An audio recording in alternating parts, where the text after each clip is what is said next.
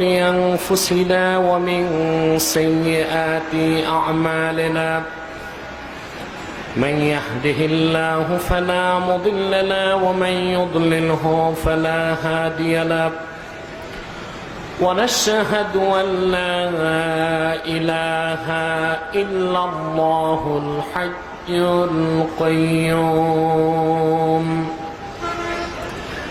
الذي لا تأخذه سنة ولا نوم ونشهد أن سيدنا وحبيبنا ومولانا محمدا عبد الله ورسوله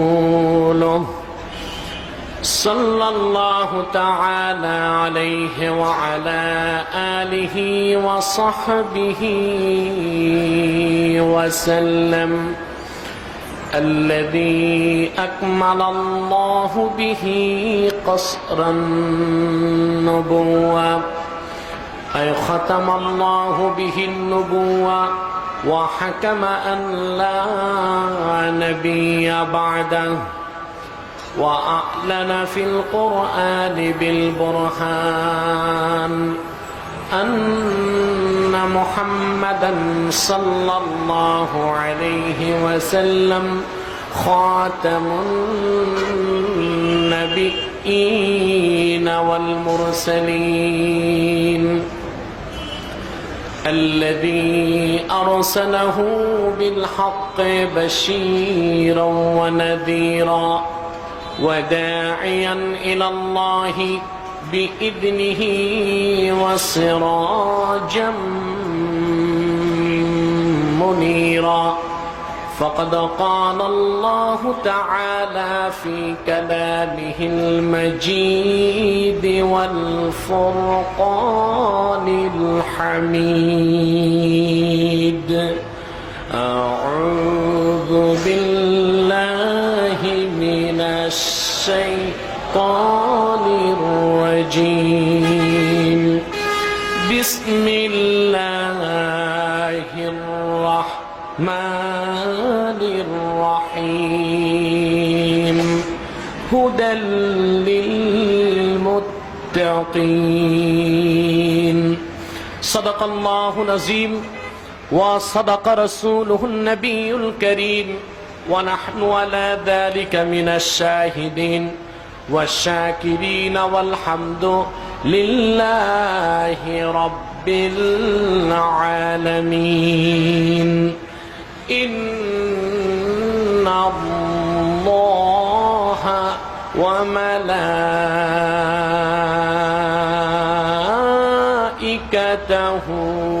يصلون على النبي يا أيها الذين آمنوا صلوا عليه وسلموا تسليما اللهم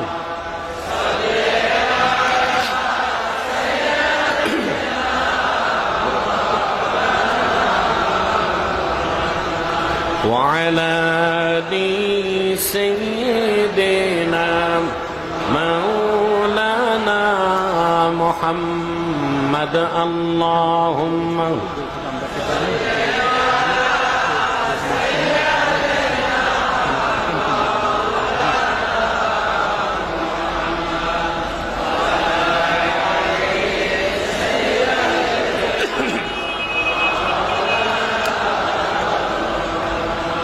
روضہ محمد جنت الفردوس ہے مدینہ محمد جنت المأوى ہے اللہم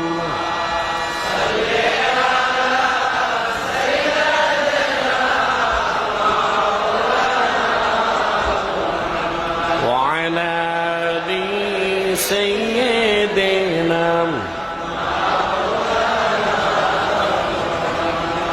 مدینہ مدینہ मोमिनों की गुनगुना है,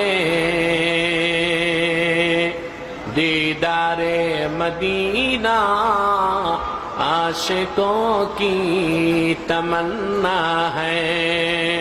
अल्लाहुम्मा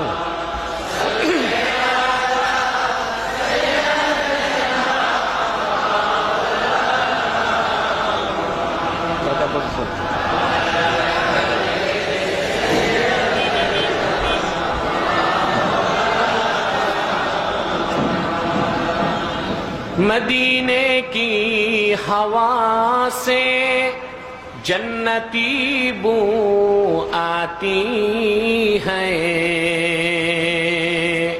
खाके पाके मदीना में नूरे जन्नत चमकती है। अल्लाहुम्मा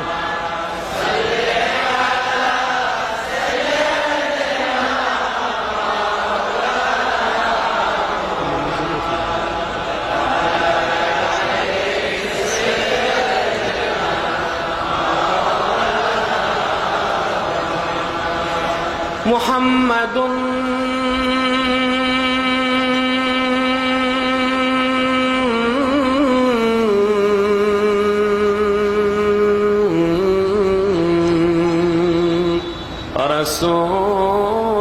रसूलुल्लाहि सल्लल्लाहु अलैहि वसल्लम ख़तमल्लाहु बिहिन नबुव्वा व हकम अन ला नबी बअदहु बलगल उलम बिकमालिही कशफत दुजा बिजमालिही हसनत जमीअ खिसालिही सल्लो बलगल उलम बिकमालिही कशफत दुजा बिजमालिही हसनत जमीअ खिसालिही सल्लु अलैहि।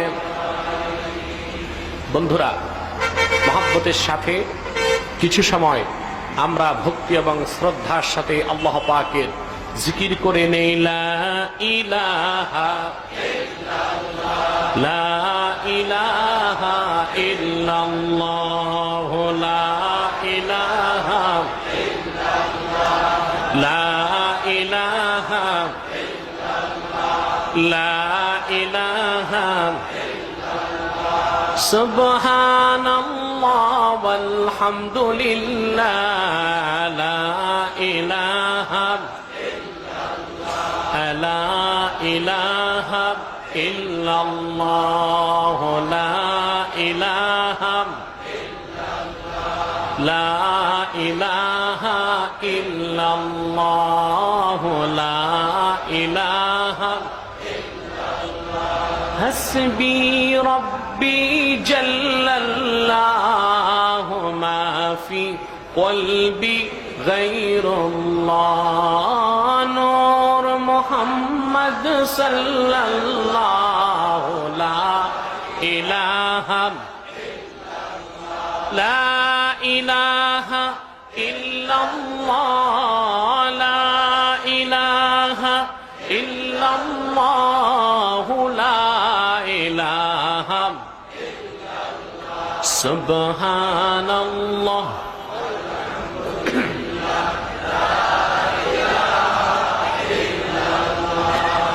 আল্লাহ আল্লাহ বলো বন্দে, আল্লাহ আল্লাহ বলো, আল্লাহ আল্লাহ বলো বন্দে, আল্লাহ আল্লাহ बोलो, जिक्र अल्लाह करते हुए राहे जन्नत चलो, ला इलाहा सुबहानल्लाह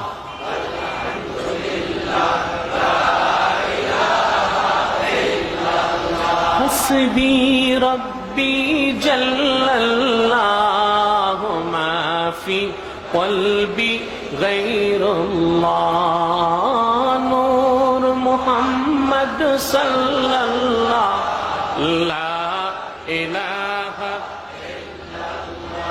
লা ইলাহা লা ইলাহা ইল্লাল্লাহ লা ইলাহা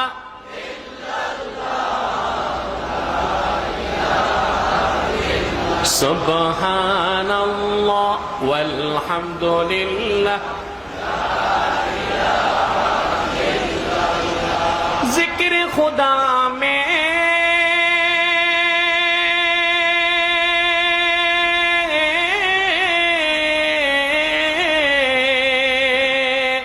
क्या लुत्फ छुपा है मोमिनों की सिवा कोई न जाने ला इलाहा इल्लल्लाह ला इलाहा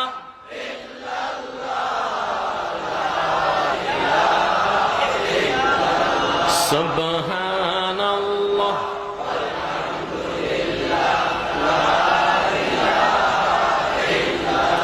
हस्बी रब्बी जल्लल्लाहु मा फी क़ल्बी गैरुल्लाह नूर मुहम्मद सल्लल्लाहु ला इलाहा इल्लल्लाह ला इलाहा इल्लल्लाह ला इलाहा इल्लल्लाह ला इलाहा सुब्हानल्लाह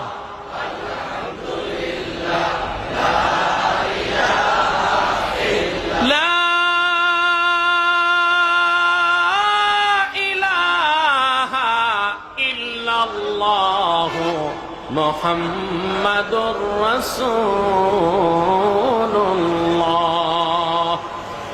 सल्लल्लाहु अलैहि वसल्लम। जनाब सभापति हजरात उलामाए केराम तुलाबाए इज़ाम पवित्र ईद मिलादुन नबी सल्लल्लाहु अलैहि वसल्लम उपलक्षे आयोजित 12 दिन ব্যাপী 36তম বার্ষিক ইসলামী মহাসম্মেলনের আজকের 7ম দিবস গত রাতে যারা এখানে উপস্থিত হয়েছেন আমি তাদের সকলকে অন্তরের অন্তঃস্থল থেকে জ্ঞাপন করছি মুবারক। সবটুকুন শুকরিয়া আল্লাহ সুবহান মহিয়ান গরিয়ান সর্বশক্তিমান আল্লাহ পাকের জন্য, যিনি আজকের এই বরকতপূর্ণ মাহফিলে আমাদেরকে আসার বসার তৌফিক দান করেছেন। সেজন্য আসুন আমরা সকলেই একবার অবনত চিত্তে হৃদয়ের আবেগ অনুভূতি উজাড় করে সমবেত কণ্ঠে রাতের নিস্তব্ধতা ভঙ্গ করে সিংহের মতো গর্জন করে একবার বলি আলহামদুলিল্লাহ। লাখ কোটি তার চেয়ে অনেক অনেক অনেক বেশি দরুদ ও সালাম আল্লাহর সৃষ্টির প্রধান আকর্ষণ বিশ্ব সভার সভাপতি সমস্ত নবী রাসূল গণের মাথার মুকুট শামসুল হিদায়াত বদরুদ্দুজা সৈয়দুস সাকালাইন ইমামুল মুরসালিন খাতামুন নবিয়্যিন ওয়াল মুরসালিন আফতাবে নবুওয়াত শাহনশাহে রিসালাত সরকারে দো জাহাं সুলতানে মদিনা হুজুরে আকরম নূরে মুজাসসম নূরুন আলা নূর সৈয়দিনা হাবিবিনা শফিঈনা মাওলানা মুহাম্মদ সাল্লাল্লাহু তাআলা আলাইহি ওয়াসাল্লামের উপর আল্লাহ পাক যাকে আজ থেকে ১৫০০ বছর আগে সর্বশ্রেষ্ঠ এবং সর্বশেষ নবী এবং রাসূল হিসেবে প্রেরণ করেছেন, যার পরে আজ পর্যন্ত পৃথিবীতে অবশ্যই কোন প্রকার নবী কিংবা রাসূল আসে নাই, অবশ্যই এখনো নাই, অবশ্যই কিয়ামত পর্যন্ত আসবে না। প্রিয় সুধী, কর্তৃপক্ষের পক্ষ থেকে একটি গুরুত্বপূর্ণ বিষয় নির্ধারণ করা হয়েছে, যেটা আমাদের আজকের আলোচ্য বিষয়। আর সে বিষয়টি হচ্ছে তাকওয়ার তাৎপর্য ও তার শিক্ষা। বিষয়টিকে পরিস্ফুটিত করার জন্যে পবিত্র কোরআন কারীম সূরাতুল বাকারার সূচনা থেকে একটি আয়াতের টুকরা আমি আপনাদের সামনে তেলাওয়াত করেছি। এই আয়াতে কারিমার অংশটিকে আবর্তন করে নির্ভরযোগ্য মুফাসসির এবং মুহাদ্দিসদের দৃষ্টিকোণ থেকে কিছু কথা আপনাদের সামনে তুলে ধরার চেষ্টা করব, যদি আল্লাহ পাক আমাকে এবং আপনাদেরকে তৌফিক ভিক্ষা দান করেন। বলেন আল্লাহুম্মা আমিন। সম্মানিত সুধী, অনেকেই দেখতে পাচ্ছি দাঁড়িয়ে আছেন রাস্তায়, প্যান্ডেল ভরপুর হয়ে গিয়েছে, আলহামদুলিল্লাহ বলেন। কিন্তু প্যান্ডেলের বাহিরে বিছানার যথেষ্ট ব্যবস্থা আছে শুনতে পেয়েছি আমি। অনুরোধ করব, যারা মূল প্যান্ডেলে জায়গা না পেয়ে বাইরে এবং আশপাশে দাঁড়িয়ে আছেন, তারা যেখানে দাঁড়িয়ে আছেন যদি ভালো লাগে আপনি বসে যান, আপনারা বসে যান, বসার চেষ্টা করুন। এবং স্বেচ্ছাসেবক যারা আছেন তাদের দৃষ্টি আকর্ষণ করছি, আপনারা প্যান্ডেলের বাইরে পর্যাপ্ত বিছানার ব্যবস্থা করুন, যেন আল্লাহর বান্দাগণের কোনো দিক দিয়ে কোনো কষ্ট না হয়।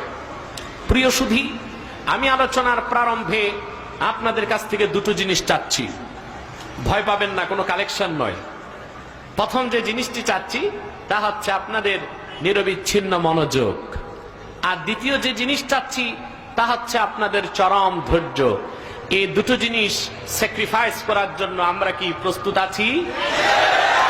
আল্লাহ যেন কবুল করেন, বলুন আল্লাহুম্মা আমিন। প্রিয় সুধী, আমরা ভূমিকাতে আমি দীর্ঘ করছি না, কারণ যানজটের কারণে অনেক সময় লেগেছে আমার স্টেজ পর্যন্ত পৌঁছতে। এসেও আমি কিছুক্ষণ বসলাম, আপনাদের একজন মেহমান এসেছেন, তিনি কিছু কথা বলেছেন, আপনাদেরকে প্রাকৃতিক দুর্যোগ থেকে বাঁচার ব্যাপারে যথেষ্ট তিনি তাকিদ দিয়েছেন। সে যাই হোক, হাতে আমাদের সময় খুব কম, বিষয়টি অত্যন্ত তাৎপর্যপূর্ণ এবং যা আলোচনা অত্যন্ত ব্যাপক। বিষয়টিকে খুব সংক্ষিপ্ত সময়ে আপনাদের সামনে তুলে ধরবার প্রচেষ্টা আমাদের কবুল করার মালিক আল্লাহ পাক। বলেন আল্লাহুম্মা আমিন। বন্ধুরা, আমরা এখানে যারা এসেছি, এটা কোনো রাজনৈতিক মঞ্চ নয়, এটা সাংস্কৃতিক কোনো অনুষ্ঠান নয়। কোরআন ও সুন্নাহ থেকে খাঁটি এলেম শিখার জন্য আমরা এখানে এসেছি। আমরা এসেছি এখানে শিরক থেকে, কুফর থেকে এবং সকল প্রকার মিথ্যাচারকে ঘৃণার সাথে বর্জন করে সত্যিকার অর্থে মুমিন বান্দা হবার জন্য।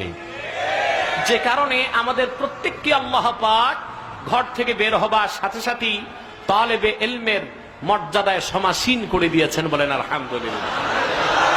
আল্লাহর নিকট খাঁটি মুমিনের ঈমানের পর সবচেয়ে প্রিয় যে কাজটা আল্লাহর নিকট, সেটা হচ্ছে দ্বীন শিক্ষা করা। বলেন সুবহানাল্লাহ। এটা আল্লাহ অনেক ভালোবাসেন। আর দ্বীন শিখার জন্য মুমিন বান্দা যখন ঘর থেকে বের হয়, আল্লাহ পাক তাকে নিষ্পাপ ঘোষণা করার জন্য প্রস্তুত হয়ে যান এবং তার মর্যাদা করে দেন আকাশ চুম্বি। বলেন সুবহানাল্লাহ। যেটা হাদিসের ভাষ্য থেকে দেখা যায়। কিসের থেকে দেখা যায়? হাদিসের ভাষ্য থেকে দেখা যায়। আল্লাহর হাবিব ইরশাদ করেছেন, ঈমানদার দ্বীন শেখার জন্য যখন ঘর থেকে বের হয়, ওয়া ইন্নাল মালাইকাতা লাতাদউ আজনিহাতাহা রিদান লিতালিবিল ইলম, আল্লাহর নূরের ফেরেশতারা মুমিন বান্দা যারা ইলম শেখার জন্য হাঁটে, তাদের পদতলে নূরের পাখা বিছায় দেয়। বলেন সুবহানাল্লাহ। শুধু তাই নয়, ওয়ায়াস্তাগফিরুনাহু মান ফিস সামাই ওয়াল আরদ হাত্তাল হিতান ফিল মা, আকাশ এবং জমিনে যারা আছে, এমনকি নদী আর সমুদ্রের কোটি কোটি মাছ ওই বান্দার জন্য আল্লাহর কাছে ক্ষমা চাইতে থাকে। বলেন সুবহানাল্লাহ। জোরে বলেন সুবহানাল্লাহ। এই হাদিস থেকে মুহাদ্দিসগণ ইস্তিমবাত করেছেন, ঈমানদার ঈমানের সাথে যখন ইলমে দ্বীন শিখার জন্য বের হয়, বাড়ি ফেরার আগে আল্লাহ পাক ওই বান্দাকে শিশুর মতো বেগুনাহ নিষ্পাপ বানায় দেন। আমরাও সেই নেক নিয়ত নিয়ে এখানে বসলাম, কি বলেন? কিছুক্ষণ পর আজকের মুনাজাত করে গুনাহ মাফ করে নিষ্পাপ হয়ে বেহেশতি হয়ে আল্লাহ ওয়ালা হয়ে আমরা বাড়ি যেতে চাই। রাজি আছেন? কারা কারা দুটো হাত উঁচু করে দেখা।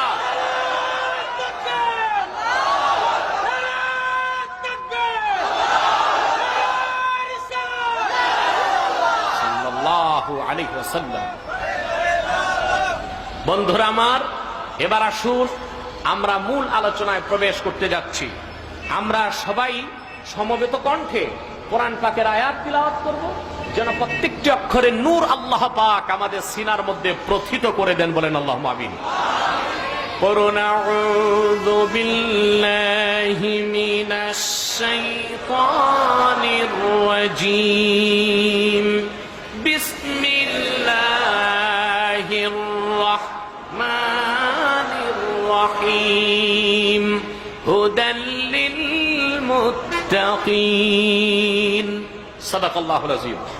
قُلْ صدق الله العظيم وصدق رسوله النبي الكريم ونحن على ذلك من الشاهدين والشاكرين والحمد لله رب العالمين। বন্ধুরা, আল্লাহ পাক সুবহানাহু ওয়া তাআলা কোরআন কারীম সূরাতুল বাকারার শুরুতে তিনি ইরশাদ করেছেন হুদাল লিল মুত্তাকিন। কোরআন হচ্ছে মুত্তাকিদের জন্য পথ প্রদর্শক। বলেন সুবহানাল্লাহ। হুদাটা এখানে ইসমে ফাইল থেকে অর্থ দিবে হুদা মানে হাদিন। কোরআন হুদাল লিল মুত্তাকিন আই হাদিন লিল মুত্তাকিন, ইউফিদু মানা ইসমিল ফাইল। হুদাল লিল মুত্তাকিন আই হাদিন লিল মুত্তাকিন। কোরআন হচ্ছে মুত্তাকি বান্দাদের জন্য পথ প্রদর্শক। জোরে বলেন সুবহানাল্লাহ।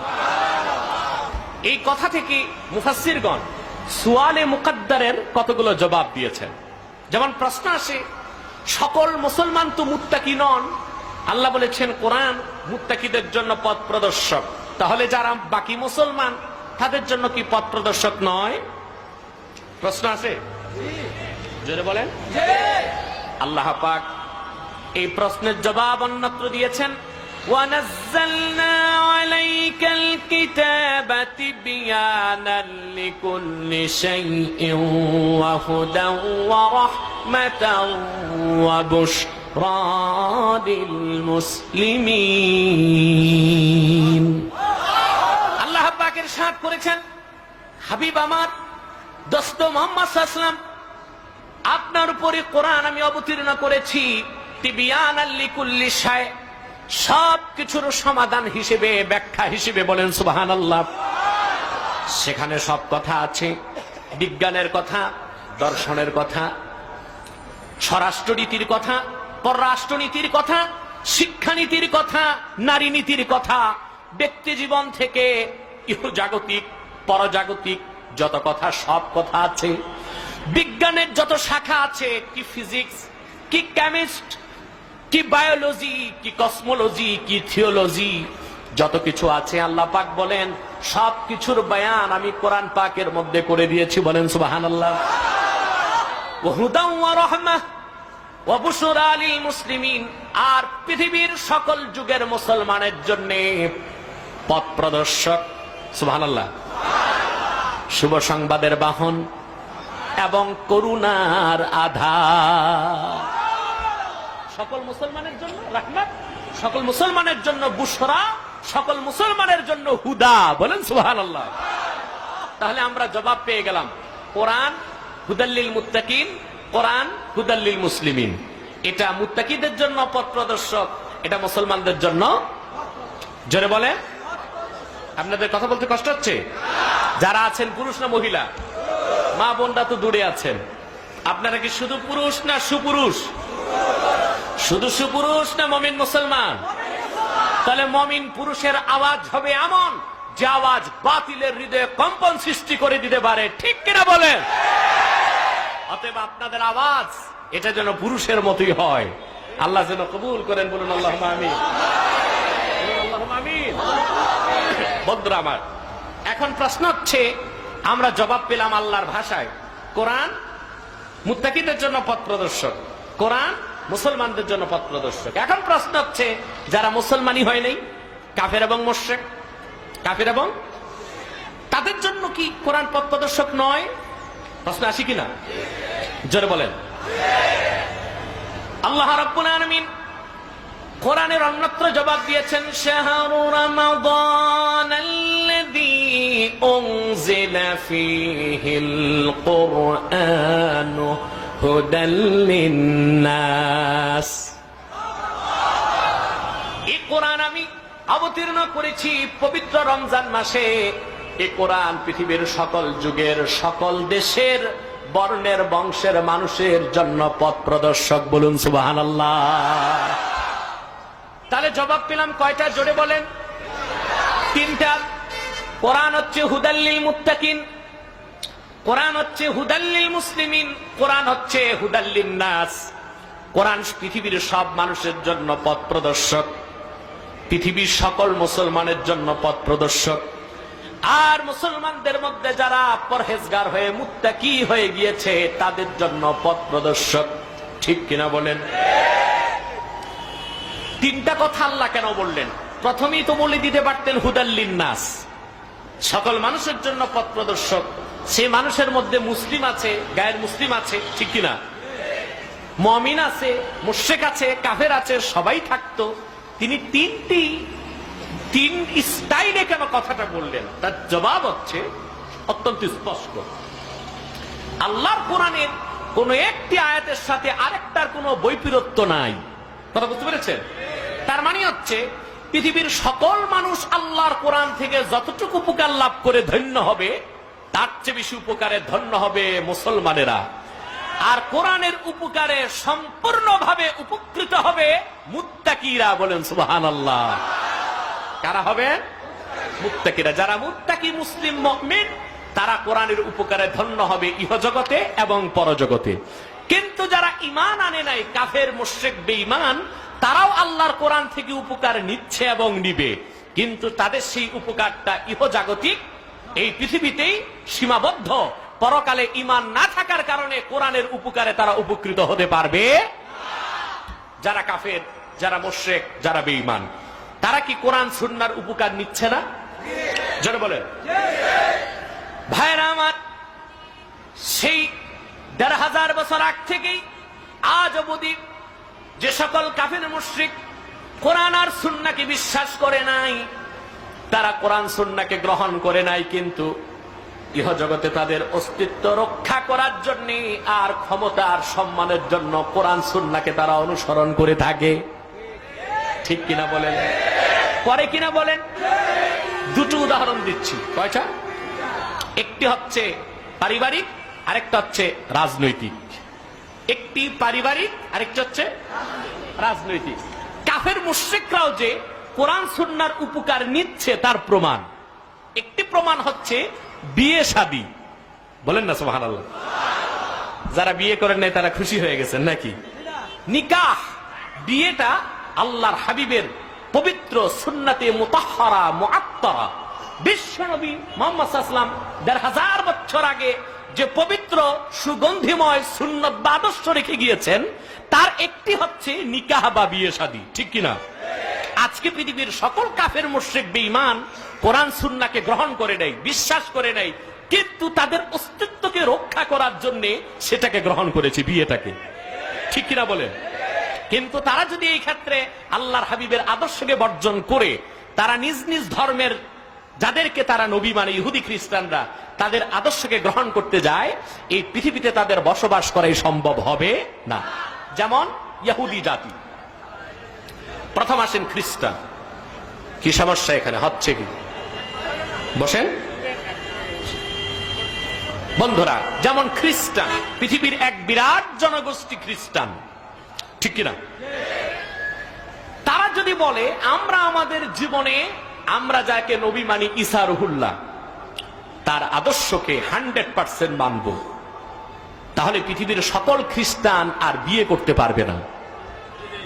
কারণ তাদের বাইবেলেই আছে যীশু খ্রিস্ট জীবনে বিয়ে করেন নাই।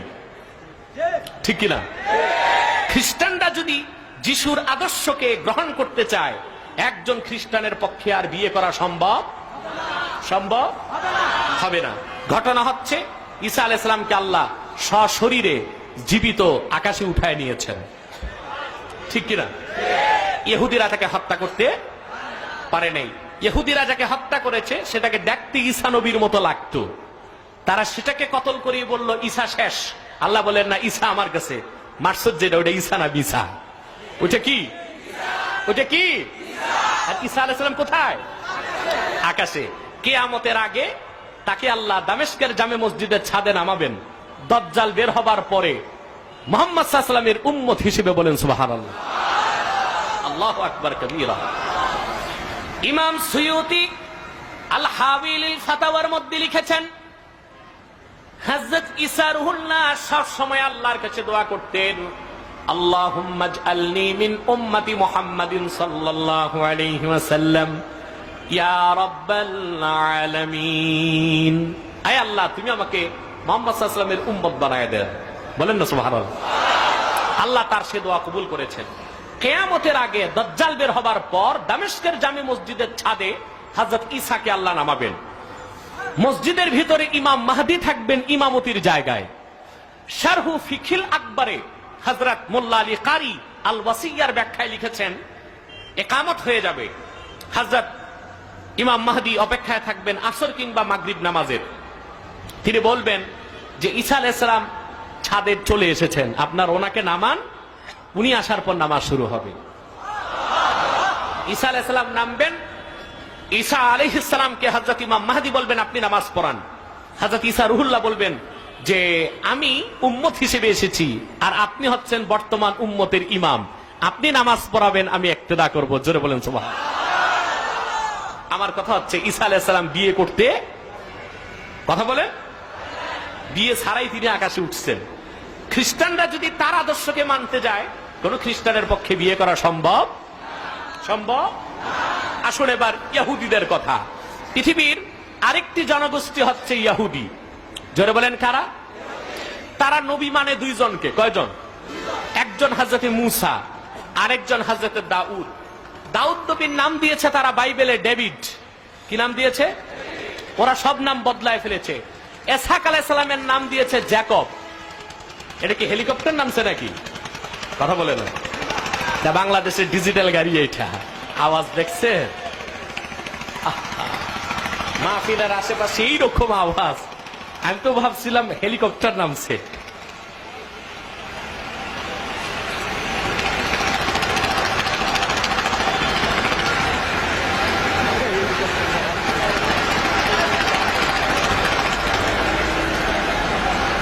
বন্ধুরা, ইহুদিরা নবী মানে দুইজনকে। কয়জনকে? একজন হযরতে মুসা আলাইহিস সালাম, আরেকজন হযরতে দাউদ আলাইহিস সালাম। দাউদ আলাইহিস সালামের নাম দিয়েছে তারা ডেভিড। কি নাম? ইসহাক আলাইহিস সালামকে বলে জ্যাকব। কি বলে? এভাবে নামগুলো তারা পরিবর্তন করেছে। এখন তারা যদি তাদের নবী মুসা আলাইহিস সালামের আদর্শ মানতে যায়, তাহলে প্রত্যেক ইহুদিকে বিয়ে করার পর 8 বছর শ্বশুর বাড়িতে থাকতে হবে ঘর জামাই হিসেবে। কথা বুঝলেন? নেই? হযরত মুসা আলাইহিস সালাম বিয়ে করেছিলেন শোয়েব আলাইহিস সালামের মেয়ে। বিয়ের পর 8 বছর তিনি শ্বশুর বাড়িতে ঘর জামাই ছিলেন। শ্বশুরের বকরিগুলো রাখালি করেছেন মোহর আদায় করার জন্য। তাহলে ইহুদিরা যদি তাদের নবী মুসা আলাইহিস সালামের আদর্শ মানতে চায়, তাহলে তারা বিয়ে করতে পারবে, কথা সত্য বটে, তবে বিয়ের পর আর বউ পাবে না। 8 বছর ঘর জামাই হয়ে মোহর আদায় করার জন্য শ্বশুর বাড়িতে রাখাল হইতে হবে। এটা সম্ভব? আচ্ছা, ওরা ভাবলো ঠিক আছে, নবী তো দুইজন মানি, দাউদ আলাইহিস সালামের আদর্শকে নেই। বাইবেল বলেছে দাউদ আলাইহিস সালাম 390টা বিয়ে করেছিলেন। তাহলে এক এক ইহুদিকে তাদের নবীর আদর্শ মানতে গেলে কয়টা বিয়ে করতে হবে? জোরে বলেন। ইহুদি গেল, খ্রিস্টান গেল, এরপর পৃথিবীতে আরেকটা জনগোষ্ঠী আছে বৌদ্ধ। ঠিক কিনা? বৌদ্ধরা যাকে নেতা মানে গৌতম বুদ্ধ, উনি ছিলেন রাজা অশোকের ছেলে। লোকটা বিয়ে করেছিলেন কিন্তু ভাষর রাত করতে পারে নাই। এর আগেই ঘর বাড়ি ছেড়ে তিনি সন্ন্যাসী জীবন ধারণ করেছে। বৌদ্ধরা যদি তাদের গৌতম বুদ্ধের আদর্শকে 100% মানতে চায়, তাহলে বিয়ে করতে পারবে আর বিবি দেখতে পারবে না, সন্ন্যাস হয়ে জঙ্গলে ছুটতে হবে। এটাও তো তাদের পক্ষে সম্ভব নয়। আসুন ইহুদিদের, হিন্দুদের কথা, এটা কোনো ধর্মই না। এটার মধ্যে যা আছে সব সব হচ্ছে একটা সংস্কৃতি, যেটা অপসংস্কৃতি ছাড়া আর কিছু, অপসংস্কৃতি ছাড়া আর কিছু নয়। এটার মধ্যে কোনো ধর্মীয় কিছুই খুঁজে পাওয়া যায় না।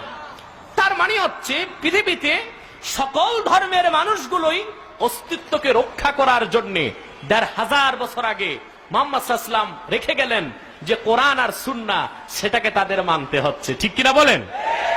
এভাবে মুসলমান ছাড়াও বিজাতি আর বেঈমানরা কোরআন সুন্নাহর উপকারে উপকৃত হচ্ছে, তবে তা ইহজাগতিক পরজগতে কোনো উপকার লাভ করতে তারা পারবে না।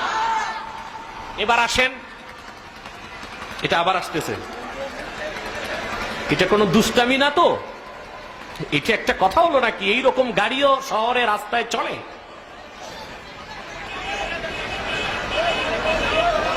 বন্ধুরা আমার, খামোশ। আরেকটি বিষয় হচ্ছে, কাফের মুশরিকরাও কোরআন হাদিসের উপকার নিচ্ছে।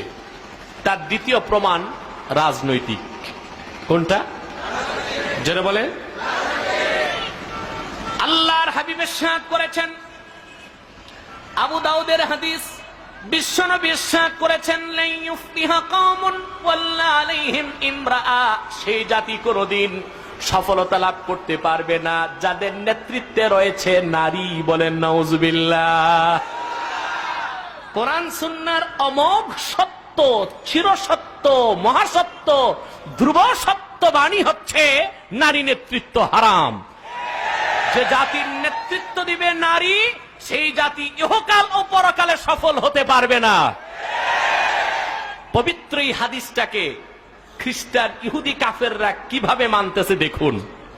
এবার রাজনৈতিক উদাহরণ। এই সাবকন্টিনেন্ট, উপমহাদেশ গণতন্ত্র শিখেছে যুক্তরাষ্ট্র আর ব্রিটেন থেকে। ঠিক কিনা? কার থেকে শিখেছে? ব্রিটেন থেকে। এই গণতন্ত্রটা বাংলাদেশে আমদানি হয়েছে প্রায় 4 দশক আগে। কত দশক আগে? এদেশের রাজনৈতিক গণতন্ত্রের ইতিহাস 40 বছর, কিন্তু ইতিহাস সাক্ষী মার্কিন যুক্তরাষ্ট্রের গণতন্ত্রের ইতিহাসের বয়স হয়েছে 220 বছর।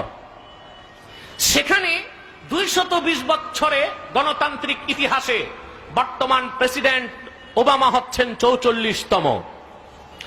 ইতিহাস সাক্ষী, যারা সারাটা পৃথিবীতে মানব অধিকারের স্লোগান দিচ্ছে, যে মার্কিন যুক্তরাষ্ট্র দুনিয়ার বিভিন্ন প্রান্তে ঘুরে ঘুরে গণতন্ত্রের ফেরি করতেছে, যারা নারী স্বাধীনতার স্লোগান দিচ্ছে, সেই খোদ যুক্তরাষ্ট্রে 220 বছরের গণতন্ত্রের ইতিহাসে 44 জন প্রেসিডেন্ট ক্ষমতায় বসলো, একজন নারীকে তারা প্রেসিডেন্টের গদিতে বসায় নাই।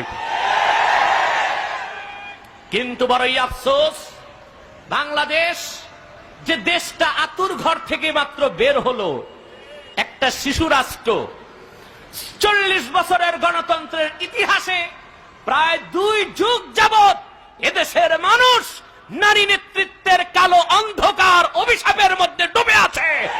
ঠিক কিনা বলেন?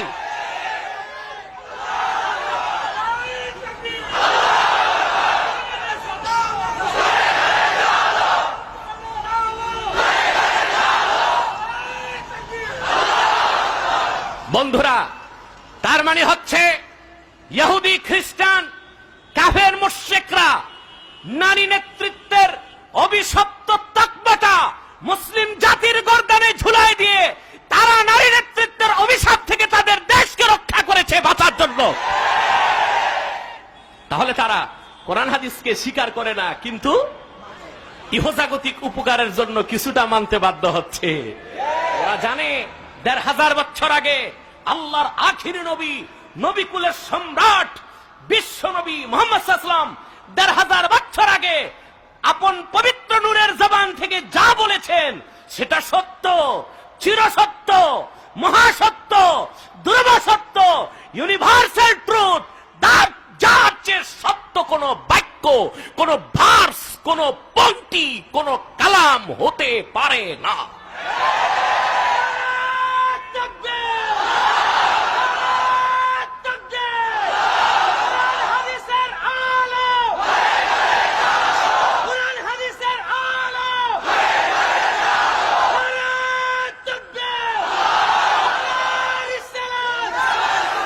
সাল্লাল্লাহু তাআলা আলাইহি ওয়াসাল্লাম। বন্ধুরা, আমরা এতক্ষণে বুঝতে পারলাম কাফের মুশরিক যারা, ওরাও কোরআন হাদিসের উপকার নিবে, ঠিক কি না? আমার এই বক্তব্য থেকে রাজনীতির গন্ধ খুঁজলেন নাকি? এমনিতেই হুমকি ধমকি শুনতেছি, মাহফিল করতে দিবে না।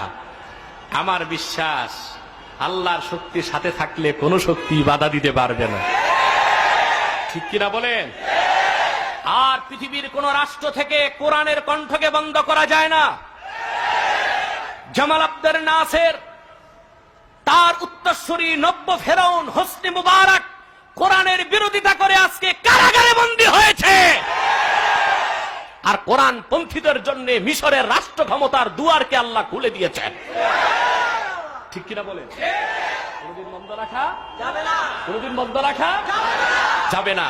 বন্ধুরা আমার, তাহলে আমরা দেখলাম কাফের মুশরিক যারা, তারাও কোরআনের উপকার থেকে উপকার নিবে। আল্লাহ কথাটা বলেছেন কয়টা স্টাইলে? হুদাল্লিল নাস, হুদাল্লিল মুসলিমিন, হুদাল্লিল মুত্তাকিন। আমাদের আলোচনা মুত্তাকি, ঠিক কিনা? আগে তো ভূমিকা সারতে হবে নাকি? বিষয়টাকে বুঝাবার জন্য আপনাকে যথেষ্ট হিন্টস দিতে হবে আমাকে, তাহলে সাবজেক্টটা বুঝবেন আপনি। বন্ধুরা আমার, প্রশ্ন হচ্ছে আল্লাহ পাক তিন ভাবে কথাটা কেন বললেন? হুদাল্লিন নাস, হুদাল্লিল মুসলিমিন, হুদাল্লিল মুত্তাকিন। কথাটার বড় সুন্দর ব্যাখ্যা করেছেন আল্লামা কাজী বায়জাবি। তিনি বলেন, পৃথিবীর সকল মানুষ আল্লাহর কোরআন থেকে যতটুকু উপকার লাভ করবে, তাদের চেয়ে বেশি উপকার লাভ করবে মুমিন মুসলমানেরা। আর কোরআনের উপকারে সর্বোচ্চ ধন্য হবে তারা মুমিন মুসলমানদের মধ্যে আল্লাহকে ভয় করে যারা মুত্তাকি পরহেজগার হয়ে গেছে। জোরে বলেন সুবহানাল্লাহ। কথাটা বুঝতে পেরেছেন? তাহলে আমাদেরকে মুত্তাকি হতে হবে। কি হতে হবে? এখন মুত্তাকি কি জিনিস দেখুন। তাকওয়া, আল্লাহকে ভয় পাওয়ার একটি আরবি হচ্ছে খৌফ বা মাখাফা। খৌফ বা মাখাফাত। শুধু আল্লাহকে ভয় পাওয়াটা হচ্ছে খৌফ, খৌফে এলাহি কিংবা মাখাফাতুল্লাহ, আল্লাহর ভয়।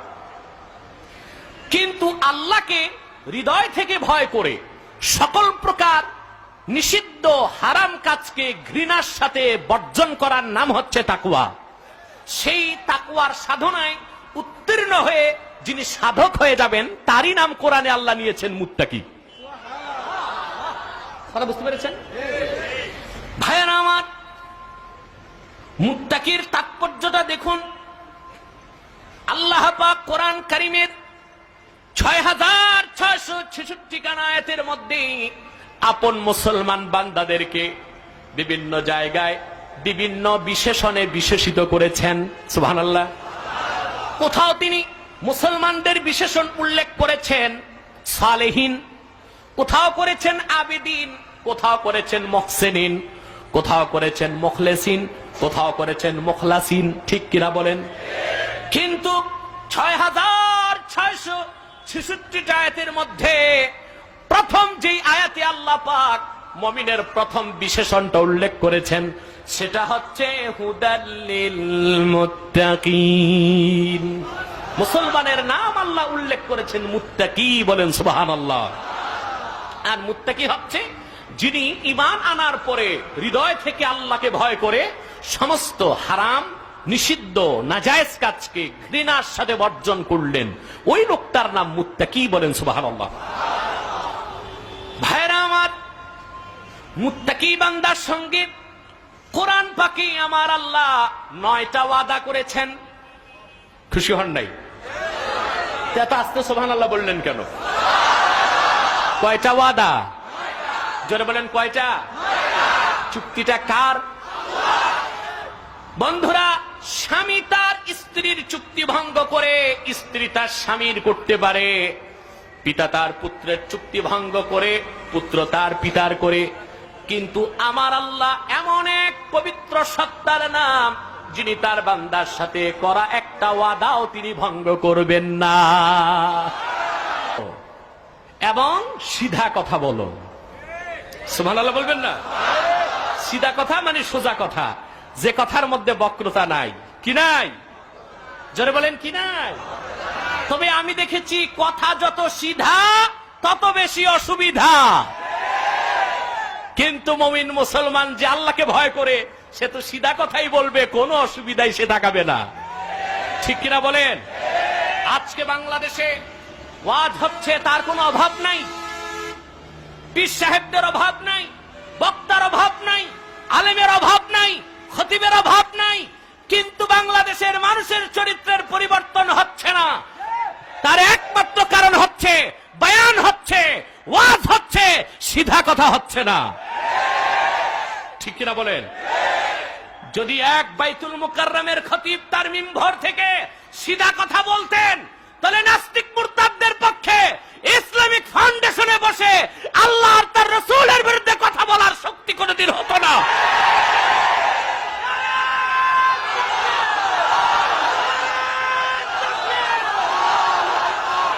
বন্ধুরা আমার, বন্ধুরা আমার, আজকে আমরা স্বাধীন বাংলাদেশে মুসলমানরা সবচেয়ে এতিম আর অসহায়ের মতো জীবন যাপন করছি।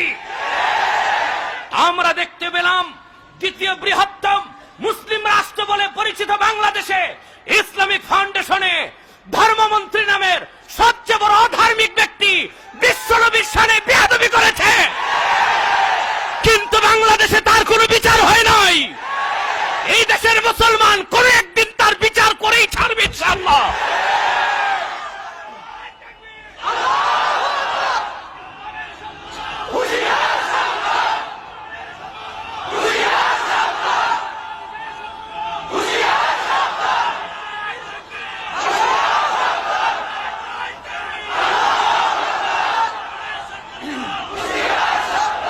বন্ধুরা, সিধা কথা বলতে হবে, রাজি আছেন? কোরআন সুন্নাহর বিরুদ্ধে একটি কথাকেও বরদাস্ত করা হবে না। আমরা দেখতে পেয়েছি সংবিধান সংশোধনের নামে বিসমিল্লাহর অনুবাদ করার দায়িত্ব দেওয়া হয়েছে একটা মুশরিককে, সেনবাবুকে। যে লোকটার মাথার তালু থেকে পায়ের তালু পর্যন্ত রক্তের প্রত্যেকটা ফোঁটা থেকে মূর্তি পূজার গন্ধ আসে, তাকে কেন বিসমিল্লাহর অনুবাদ করতে দেওয়া হলো, তার জবাব চাই। বন্ধুরা আমার, অনুবাদ করতে যাইয়া মুশরিক লোকটা ধর্মনিরপেক্ষতাকে প্রতিষ্ঠা করার জন্য আল্লাহর নামের অনুবাদ করেছে সৃষ্টিকর্তা। এই অনুবাদ কি ঠিক না ব্যাঠিক? আল্লাহর আল্লাহ নামের কোন তর্জমা নাই। আল্লাহর অর্থ হচ্ছে আল্লাহ তিনি যিনি রহমান, যিনি রহিম, যিনি সত্তার, যিনি কাহ্হার, যিনি জব্বার, যিনি আলিম, যিনি হাকিম। তার বাকি 99টা নামের গুণের প্রকাশ ঘটে তার আল্লাহ নামের দ্বারা। যারা আল্লাহ নামের অনুবাদ করেছেন সৃষ্টিকর্তা, বাকি 98টি গুণকে ইনকার করে নমরুদ ফেরাউনের কাতারে শামিল হয়ে গিয়েছেন। আল্লাহর গজব আপনাদের মাথার উপর কালো মেঘের মতো ছেয়ে আছে। শুধু সময়ের ব্যাপার, দেখে নিবেন ইনশাআল্লাহ, সময়ের ব্যাপার। আমরা কোন রাজনৈতিক ব্যক্তিত্ব নই, রাজনীতির সাথে আমাদের কোনো সরিষা পরিমাণ সম্পর্ক নাই, কিন্তু আপনারা একের পর এক কোরআন সুন্নাহর বিপক্ষে অবস্থান নিবেন। আমরা চুপচাপ বসে থেকে বোবা শয়তানের কাতারে শামিল হইতে চাই না। আল্লাহ শিখিয়েছেন সিধা কথা বলো। কথা যত সিধা কারো কারো জোরে বলেন, কথা যত সিধা কারো কারো কিন্তু অসুবিধা হতেই পারে। আল্লাহর সবক হচ্ছে সিধা কথা বলো। কি কথা বলো? আমরা দেখেছি ফাউন্ডেশনের মধ্যে মন্ত্রী বলেছেন মুহাম্মদ সাল্লাল্লাহু আলাইহি ওয়াসাল্লাম ধর্মনিরপেক্ষ ছিলেন। বিশ্বনবীর শানে এত বড় বেয়াদবি করা হলো, আপনারা কেন চুপ রইলেন? এই দেশে আমরা দেখতে পাই নেতার বিরুদ্ধে কথা হলে হরতাল হয়, নেত্রীর বিরুদ্ধে কথা হলে রাস্তায় আগুন জ্বলে, পিকেটিং হয়, ধর্মঘট হয়, রাস্তা বন্ধ হয়। সরকারে দুজাহাঁ নবী কুলের সম্রাট আখির নবী বিশ্ব নবী মুহাম্মদ সাল্লাল্লাহু আলাইহি ওয়াসাল্লামের শানে এত বড় বেয়াদবি করলো যে মন্ত্রী, তাকে জুতা দিয়ে পিটায় বহিষ্কার করা দরকার ছিল।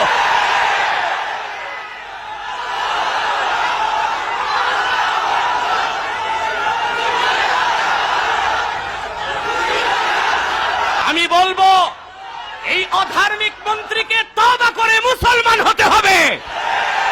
পবিত্র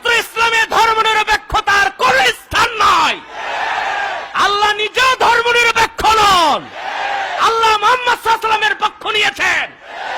আকাশের নিচে জমিনের উপরে নিরপেক্ষ বলতে কোনো শব্দ নাই, ঠিক কিনা বলেন? মনে থাকবে এই কথা? এই বিষয়ে আর বললাম না। গত বছর আমার বিষয় ছিল এখানে ইন্নাল্লাযীনা কাফারু সাওয়াউন আলাইহিম, ঈমান বনাম কুফর এবং ধর্মনিরপেক্ষতা। সেই বয়ানের ভিসিডি ক্যাসেট পাওয়া যাচ্ছে, সংগ্রহ করে ধর্মনিরপেক্ষতা কত জঘন্য কুফরি মতবাদীটা দেখে নেবেন। পারবেন না ইনশাআল্লাহ? বন্ধুরা, কথা বলতে হবে সিধা। কি বলতে হবে? সবক্কার, সবক্কার। আমাদের দেশে সিধা কথা বলা হচ্ছে না, কারণ এই দেশের আলেম ওলামা, মসজিদের ইমামরা কতিপয় দুর্নীতিবাজ, সন্ত্রাসী আর চাটুকারদের দ্বারা বেষ্টিত হয়ে আছে। সবচেয়ে অসহায় হচ্ছে এই দেশের ইমাম সাহেবগণ। মিম্বরে বসে কথা বলতে পারেন না, সুদের বিরুদ্ধে কথা বলবেন, তাকায় দেখেন মুতুল্লি বসা, তিনি নিজে সুদ খান, সুদবাদ। চিন্তা করলেন ঘুষের বিরুদ্ধে কিছু বয়ান হোক, তাকায় দেখেন সেক্রেটারি বসা, তিনি সাবেক দারোগা, ঘুষবাদ। এখন এমন কথা কও, পিটো বাসুক চাকরিও থাক। এই বয়ান দিয়ে তো দেশের মানুষের চরিত্রের পরিবর্তন হবে না, ঠিক কিনা বলেন? আমরা আজকে পোস্তকলার এই ময়দান থেকে শপথ নিব, আমরা আল্লাহর জন্য সিধা কথা বলবো, সোজা কথা বলবো। এই নির্দেশ কার? আল্লাহ বলেছেন, ইয়া আইয়ুহাল্লাযীনা আমানুত্তাকুল্লাহ ওয়া কুলু কাওলান সাদীদা। সুবহানাল্লাহ। মুমিনগণ, তোমরা আল্লাহকে ভয় করো। কাকে? সোজা কথা বলো, সিধা কথা বলো। যদি মুত্তাকি হয়ে যাও, ইয়াগফির লাকুম আমালাকুম, তোমাদের সব আমলকে আল্লাহ সংশোধন করে দিবেন। ওয়া ইয়াগফির লাকুম যুনুবাকুম, আর সব গুনাহ ধুয়ে মুছে আমলনামা সাফ ও পাক করে দিবেন। এ হচ্ছে মুত্তাকির সাথে আল্লাহর দ্বিতীয় চুক্তি। কোন চুক্তি? চুক্তি কয়টা? যারা বলেন কয়টা? মনে থাকবে? আমরা একটু জিকির করব, কি বলেন? যেন শয়তান আরো দূরে সরে যায়। প্যান্ডেলের বাইরে অসংখ্য লোক দাঁড়িয়ে আছেন, আপনারা বসেন। আমার মনে হয় আগামী বছর প্যান্ডেলটা আর একটু বড় করা দরকার। আজকে সপ্তম দিনেই তো প্যান্ডেল ছেড়ে অনেক লোক বাইরে বসে আছেন, দাঁড়িয়ে আছেন। মুনাজাতে তো আর অনেক লোক হবে। প্যান্ডেল আগামী থেকে আরো বড় করার চিন্তা করতে হবে। আমরা মুহাব্বতের সাথে একটু জিকির করি, লা ইলাহা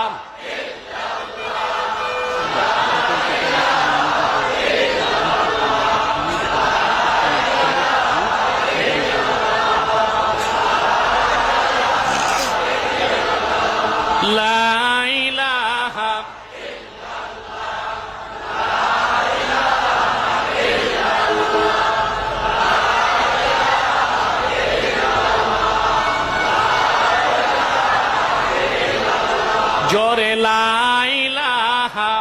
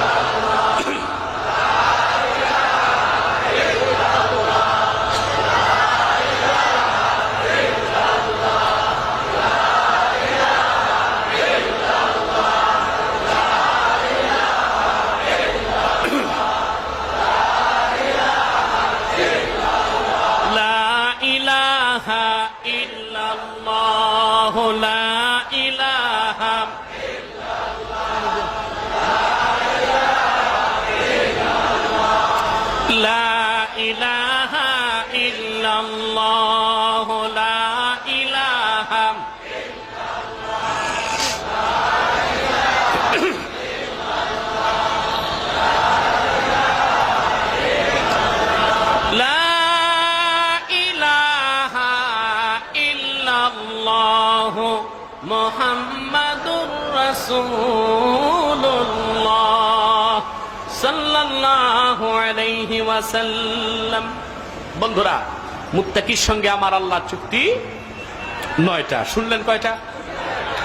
ভাইরা আমার, বন্ধুরা আমার, যদি কোনো ব্যক্তি আল্লাহকে ভয় করে সত্যিকার অর্থে মুত্তাকি হয়ে যায়, আল্লাহর সঙ্গে তার তৃতীয় ওয়াদা, আল্লাহ রাব্বুল আলামিন নিজে তাকে ভালোবাসার নিগুড় বন্ধনে আবদ্ধ করে নিবেন।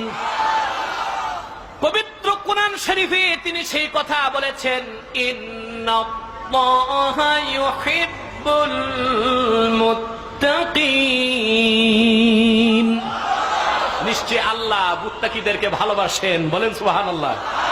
কে ভালোবাসেন? ভালোবাসাটা কার পক্ষ থেকে? যিনি জান্নাতের মালিক তিনি যদি ভালোবেসে ফেলেন তো আর বেহেশতে যেতে চিন্তা কি? কি বলেন? তবে মুত্তাকি হতে হবে। কি হতে হবে? আল্লাহর মুত্তাকি বান্দার সঙ্গে আমার আল্লাহর চতুর্থ চুক্তি হচ্ছে, আল্লাহ পাক সত্যিকার মুত্তাকি বান্দাকে ইহকাল আর পরকালে সম্মানিত করবেন। তিনি কোরআন পাকে বলেছেন, ইন্না আকরামাকুম ইনদাল্লাহি আতকাকুম, নিশ্চয়ই তোমাদের মধ্যে সবচেয়ে মুআজ্জাজ, রেসপেক্টেড, সম্মানিত তারাই যারা আল্লাহকে ভয় করে পরহেজগার হয়ে গেছে। বলেন সুবহানাল্লাহ। সম্মানটা কোন পথে? তাকওয়ার পথে। কোন পথে? যদি বলেন কোন পথে? আমরা মনে করি যে না, মন্ত্রী হলে সম্মান বেশি, এমপি হলে সম্মান বেশি। সেটা তো ক্ষণস্থায়ী। কখনো ফুলের বৃষ্টি, কখনো পচা ডিম আর সিরা জুতার বৃষ্টি হয়। ফুলের মালা নিয়ে গাড়িতে উঠে জুতার মালা নিয়ে নামতে হয় স্টেজ থেকে, ঠিক কিনা? সম্মান কোন পথে? তাকওয়ার পথে। কোন পথে? আল্লাহ বলেছেন, ইন্না আকরামাকুম ইনদাল্লাহি আতকাকুম, তোমাদের মধ্যে সবচেয়ে সম্মানিত আল্লাহর নিকট সেই যে তোমাদের মধ্যে সবচেয়ে বেশি পরহেজগার, মুত্তাকি। বলেন সুবহানাল্লাহ। ভাইরা আমার, মুত্তাকি বান্দার সঙ্গে আমার আল্লাহর পঞ্চম চুক্তি হচ্ছে, মুত্তাকি বান্দাকে আল্লাহ রাব্বুল আলামিন দুনিয়া থেকে বিদায় দেবার আগে ইহকাল পরকালের খোঁজ খবরটা তারে জানায় দিবেন। বলেন সুবহানাল্লাহ। এটা কয় নাম্বার চুক্তি? কোরআনে আল্লাহ বলেছেন, লাহুমুল বুশরা ফিল হায়াতিদ দুনিয়া, ফিল হায়াতিদ দুনিয়া ওয়া ফিল আখিরা লা তাবদীলা লিকালিমাতিল্লাহ। আল্লাহ পাক বলেছেন, যারা মুমিন মুত্তাকি পরহেজগার মুত্তাকি হয়ে যাবে তাদের জন্য রয়েছে খোঁজ খবর দুনিয়ার জীবনে এবং পরকালের জীবনে। বলেন সুবহানাল্লাহ। খোঁজ খবরটা কি রকম? আল্লাহ নিজেই অন্যত্র ব্যাখ্যা করে দিয়েছেন, ইন্নাল্লাযীনা ক্বালু রাব্বুনাল্লাহু সুম্মা ইসতাকামু তাতানাজ্জালু আলাইহিমুল মালাইকাতু আল্লা তাখাফু ওয়ালা তাহজানু ওয়া আবশিরু বিল জান্নাতিল্লাতী কুনতুম তুআদুন। আল্লাহ পাক বলেছেন, নিশ্চয় যারা এই কথার স্বীকৃতি দিল আমাদের রব হচ্ছেন আল্লাহ। আমাদের রব কে? যারা বলেন কে? রব অর্থ কি? রব অর্থ কি? না, এই দেশের মানুষ দেখছি রবের অর্থ জানে না। আমি সম্ভবত ৩-৪ বছর আগে এখানে রব শব্দের ব্যাখ্যা করেছিলাম। জি, রব অর্থটা ব্যাপক, অনেক অর্থ। কেউ বলবেন প্রভু, রব অর্থ প্রভু হবে না কভু, এইরকম অর্থ করা জায়েজ নাই। কারণ প্রভুর স্ত্রীলিঙ্গ আছে পত্নী, ঠিক কিনা বলেন? প্রতিপালক, সৃষ্টিকর্তা, পালনকর্তা বলে আংশিক হয়। তাহলে অর্থটা কি? আর রব্বু বিমানা তারবিয়া হিয়া তাবলীগু শাইই ইলা কামালিহি শাইআন ফাশাইআ। রব শব্দটা আসে তারবিয়াতের অর্থে, আর সেটা হচ্ছে অস্তিত্বহীনকে অস্তিত্ব দান করার পরে হঠাৎ নয়, ধাপে ধাপে, ক্রমে ক্রমে, ধীরে সুস্থে, আপন তত্ত্বাবধানে সৃষ্টিকে তার পূর্ণতায় পৌঁছে দেওয়া। এই সবটুকুন কাজকে আরবিতে বলা হয় তারবিয়া। এই কাজ যিনি করেন তাকে বলা হয় রব। আল্লাহ হচ্ছেন রব্বুল আলামিন। আমার একটা ভিসিডি আছে, ওয়াকাদা রাব্বুকা আল্লা তা'বুদু ইল্লা ইয়্যাহ। এই আয়াতের তাফসীর প্রায় 2.5 ঘন্টার ভিসিডি। সেখানে প্রায় ঘন্টা দেড়েক সময় রব শব্দের ব্যাখ্যা করা হয়েছে। এটা সংগ্রহ করে নেবার চেষ্টা করবেন ইনশাআল্লাহ। আল্লাহ পাক যেন তৌফিক দান করেন, বলুন আল্লাহুম্মা আমিন। বন্ধুরা, আল্লাহ পাক বলেছেন, নিশ্চয়ই যারা এই কথা স্বীকৃতি দিল আমাদের রব হচ্ছেন আল্লাহ, সুম্মা ইসতাকামু আই সুম্মা সাব্বাতু আকদামাহুম আলা হাযাল কওল, তারপরে মৃত্যু পর্যন্ত এই কথার উপর, ঈমানের উপর অটল আর অবিচল থাকলো।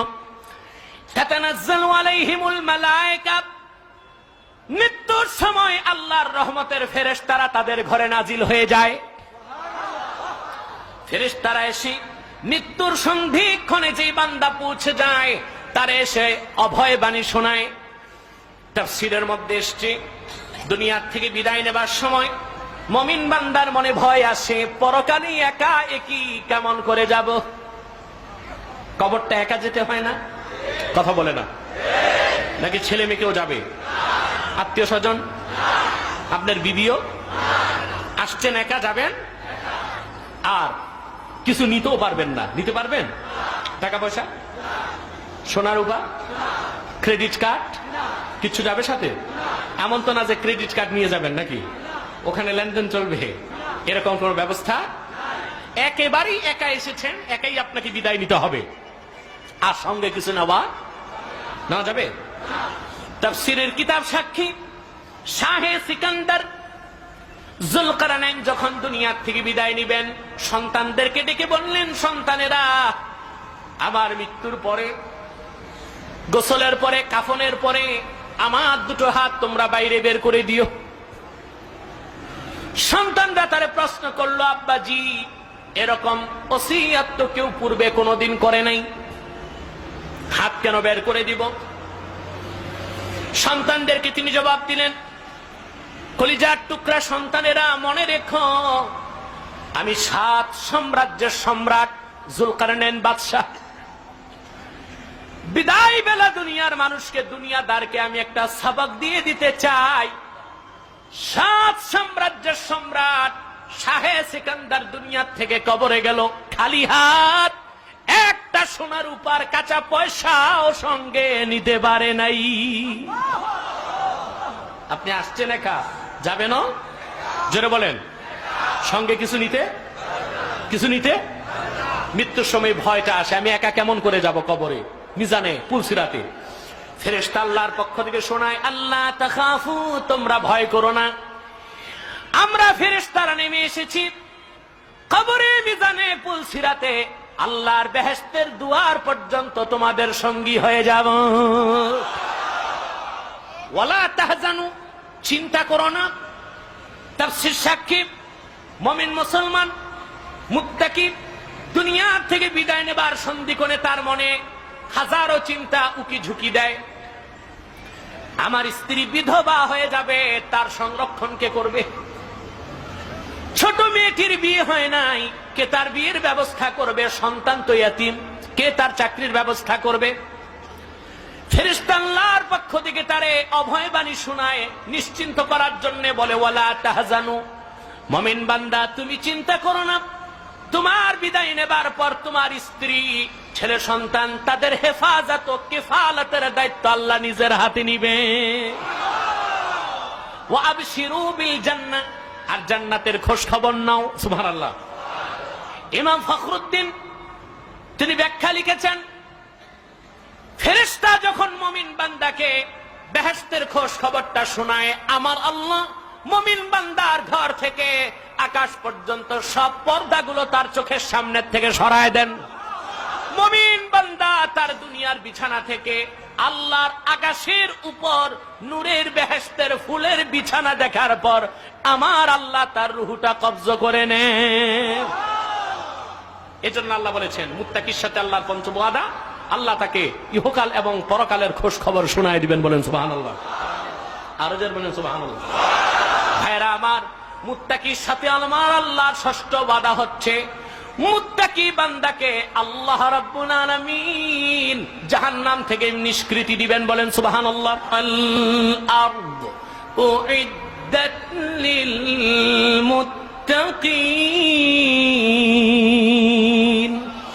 আল্লাহ পাক বলেছেন, মুমিনগণ তোমরা তোমাদের মালিক আল্লাহ পাকের রহমত এবং নূরের জান্নাতের দিকে দ্রুত অগ্রগামী হয়ে যাও।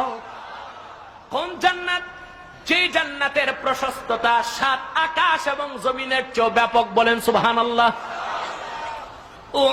উইদ্দাত লিল মুত্তাকিন, সেই বেহেশতটা তিনি তৈরি করেছেন শুধুমাত্র তার মুত্তাকি বান্দাদের জন্য। বলেন সুবহানাল্লাহ। কয়টা চুক্তি হলো? 8টা না 7টা? 7টা হয়েছে, 7টা হয়েছে।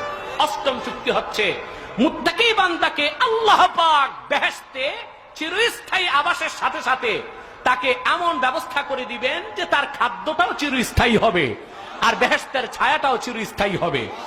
আল্লাহ পাক বলেন, মাসালুল জান্নাতিল্লাতী উইদাল মুত্তাকুনা তাজরি মিন তাহতিহাল আনহার উকুলুহা দাইমুন ওয়া যিল্লুহা।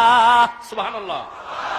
আল্লাহ পাক বলেছেন, মাসালুল জান্নাত আই সিফাতুল জান্নাত আল্লাতী উইদাল মুত্তাকুন আই আল্লাতী ওয়াদাহা আল্লাহু লিল মুত্তাকিন।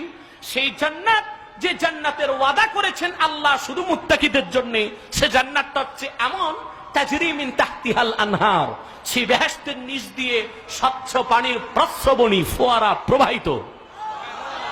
উকুলুহা দাইম, সেই জান্নাতের খাদ্যটা চিরস্থায়ী। ও যিল্লুহা, ছায়াটাও চিরস্থায়ী। বলেন সুবহানাল্লাহ। কটা চুক্তি হলো? এবার নবম চুক্তি। ভাইরা আমার, মুত্তাকি বান্দার সঙ্গে আমার আল্লাহর নবম চুক্তি হচ্ছে, খাঁটি মুত্তাকি বান্দা যখন ঈমান আনার পরে আল্লাহকে ভয় করে মুত্তাকি হয়ে যাবে, আমার আল্লাহ পাক ওই মুত্তাকি বান্দার দুনিয়ায় যত বড় বিপদ আপদ থাকুক না কেন তার থেকে উদ্ধার পাবার জন্য আল্লাহই তার রাস্তাটা বানায় দিবেন। আর আল্লাহ পাক এমন জায়গা থেকে তার রিজিকের বন্দোবস্ত করবেন যেটা সে কোনোদিনও চিন্তা করতে পারে না। বলেন সুবহানাল্লাহ। কোরআন পাকে আল্লাহ বলেছেন, ওয়ামান ইয়াত্তাকিল্লাহা ইয়াজআল লাহু মাখরাজা ওয়া ইয়ারযুকহু মিন হাইথু লা ইয়াহতাসিব। সুবহানাল্লাহ। আল্লাহ পাক বলেন, যারা আল্লাহকে ভয় করবে, সুবহানাল্লাহ বলেন, যে আল্লাহকে ভয় করবে এই দুনিয়ার জীবনে তার যত বড় বিপদ আপদ থাকুক না কেন উদ্ধার পাবার জন্য আল্লাহই তার রাস্তা বানায় দিবেন। আর এমন জায়গা থেকে আল্লাহ তার রিজিকের বন্দোবস্ত করবেন যেটা সে কোনোদিনও চিন্তা করে না। বলেন সুবহানাল্লাহ। তাফসীরের কিতাবে এসেছে, নাযালাত হাযিহিল আয়াতু আলা আউফ ইবনে মালিক আল আশজাঈ রাদিয়াল্লাহু তাআলা আনহু। এই আয়াতটা নাযিল হয়েছে বিশ্বনবী মুহাম্মদ সাল্লাল্লাহু আলাইহি ওয়াসাল্লামের জলিলুল কদর সাহাবী হযরত আউফ ইবনে মালিক আল আশজাঈ রাদিয়াল্লাহু তাআলা আনহুর সাবে। ঘটনাটা এইরকম হাদিসে এসেছে, ১৫০০ বছর আগে মুশরিক কাফেররা আউফ ইবনে মালিকের সন্তানকে দিয়ে বন্দী করে ফেললো। কি করে ফেললো? জোরে বলেন। আটকায় ফেললো। সন্তান মুশরিকদের হাতে বন্দী, এ কথা কোনো পিতা সহ্য করতে পারে? এর চেয়ে বড় মানসিক যন্ত্রণার যাতনা কি আর আছে? এই ছিল তার বড় সমস্যা। দ্বিতীয় সমস্যা ছিল, ওনার বাড়িতে কোনো খানা পানি ছিল না। তিনি ছিলেন প্রচন্ড ক্ষুধার্ত। কি ছিলেন? পেট যদি খালি থাকে কিছু ভালো লাগে? নামাজ ভালো লাগে? কথা বলে না। জিকির ভালো লাগে? ওয়াজ শুনতে ভালো লাগে? পেটের যন্ত্রণা এটা অসহনীয় একটা বিষয়। এই জন্য আল্লাহ পাক পেট নীতির সমাধানের জন্য অনেক ব্যবস্থা কোরআনে দিয়েছেন। ঠিক কিনা? বুঝছেন কিনা? পেটের সমস্যা সমাধানের কত তাকিদ কোরআন হাদিসে এসেছে আপনি চিন্তা করতে পারবেন না। মানুষকে খাওয়াও হাদিসে কতবার আসছে বলেন? গুনতে গেলে হিসাব করা যাবে না। মানুষকে খাওয়াও কত সওয়াব কল্পনা করা যাবে না। সুবহানাল্লাহ। সুবহানাল্লাহ বলবেন না? আল্লাহর হাবিব ইরশাদ করেছেন, মান আদাফা মুমিনান ফাকান্নামা আদাফা আদম ওয়া মান আদাফা মুমিনাইনি ফাকান্নামা আদাফা আদম ওয়া হাওয়া। যে ব্যক্তি আল্লাহর খুশির জন্য একজন মুমিনকে কোনো কিছু খাওয়ালো সে যেন হযরতে আদমকে মেহমানদারির করার সওয়াব পেয়ে গেল। যে ব্যক্তি দুইজন মুমিনকে আল্লাহর খুশির জন্য মেহমানদারি করলো সে যেন আদম আর হাওয়া দুইজনকে মেহমানদারি করার সওয়াব পেয়ে গেল। এত তাকিদ কেন? সুবহানাল্লাহ। কারণ পেট যদি খালি থাকে, ক্ষুধার যন্ত্রণায় কাতর মানুষ, তার কাছে নামাজ ভালো লাগবে না, ঠিক কিনা? জিকির ভালো লাগবে না, ওয়াজ ভালো লাগবে না। পেটের যন্ত্রণা এমন এক যন্ত্রণা যেটা সহ্য করা যায় না। এই জন্যই পেট সমস্যার সমাধানের জন্য কোরআন আর হাদিসের মধ্যে আল্লাহ পাক এমন একটা অর্থনীতি দিয়েছেন যে অর্থনীতি গ্রহণ করলে পেট সমস্যার স্থায়ী সমাধান হয়ে যাবে, ঠিক কিনা বলেন? সেটা হচ্ছে যাকাত ভিত্তিক অর্থনীতি। কোন অর্থনীতি? আজকে পৃথিবী কয়েকবার দেখলো পৃথিবীতে এক সময় ছিল সমাজতন্ত্রের দাপট, ঠিক কিনা? সমাজতন্ত্রওয়ালাদের স্লোগান কত মুখরোচক দেখেন না? জালমুড়ির মতো মজা স্লোগানগুলো, কামের কাম কিচ্ছু না, ঠিক কিনা? ওরা কি বলে বামপন্থীরা? কেউ থাকিবে গাছতলা, কেউ থাকিবে পাঁচতলা, তা হবে না, তা হবে না। কিন্তু স্লোগান যিনি দিচ্ছেন ওনারই 10তলা টাওয়ার আছে। কেমন ভণ্ডটা চিন্তা করেন।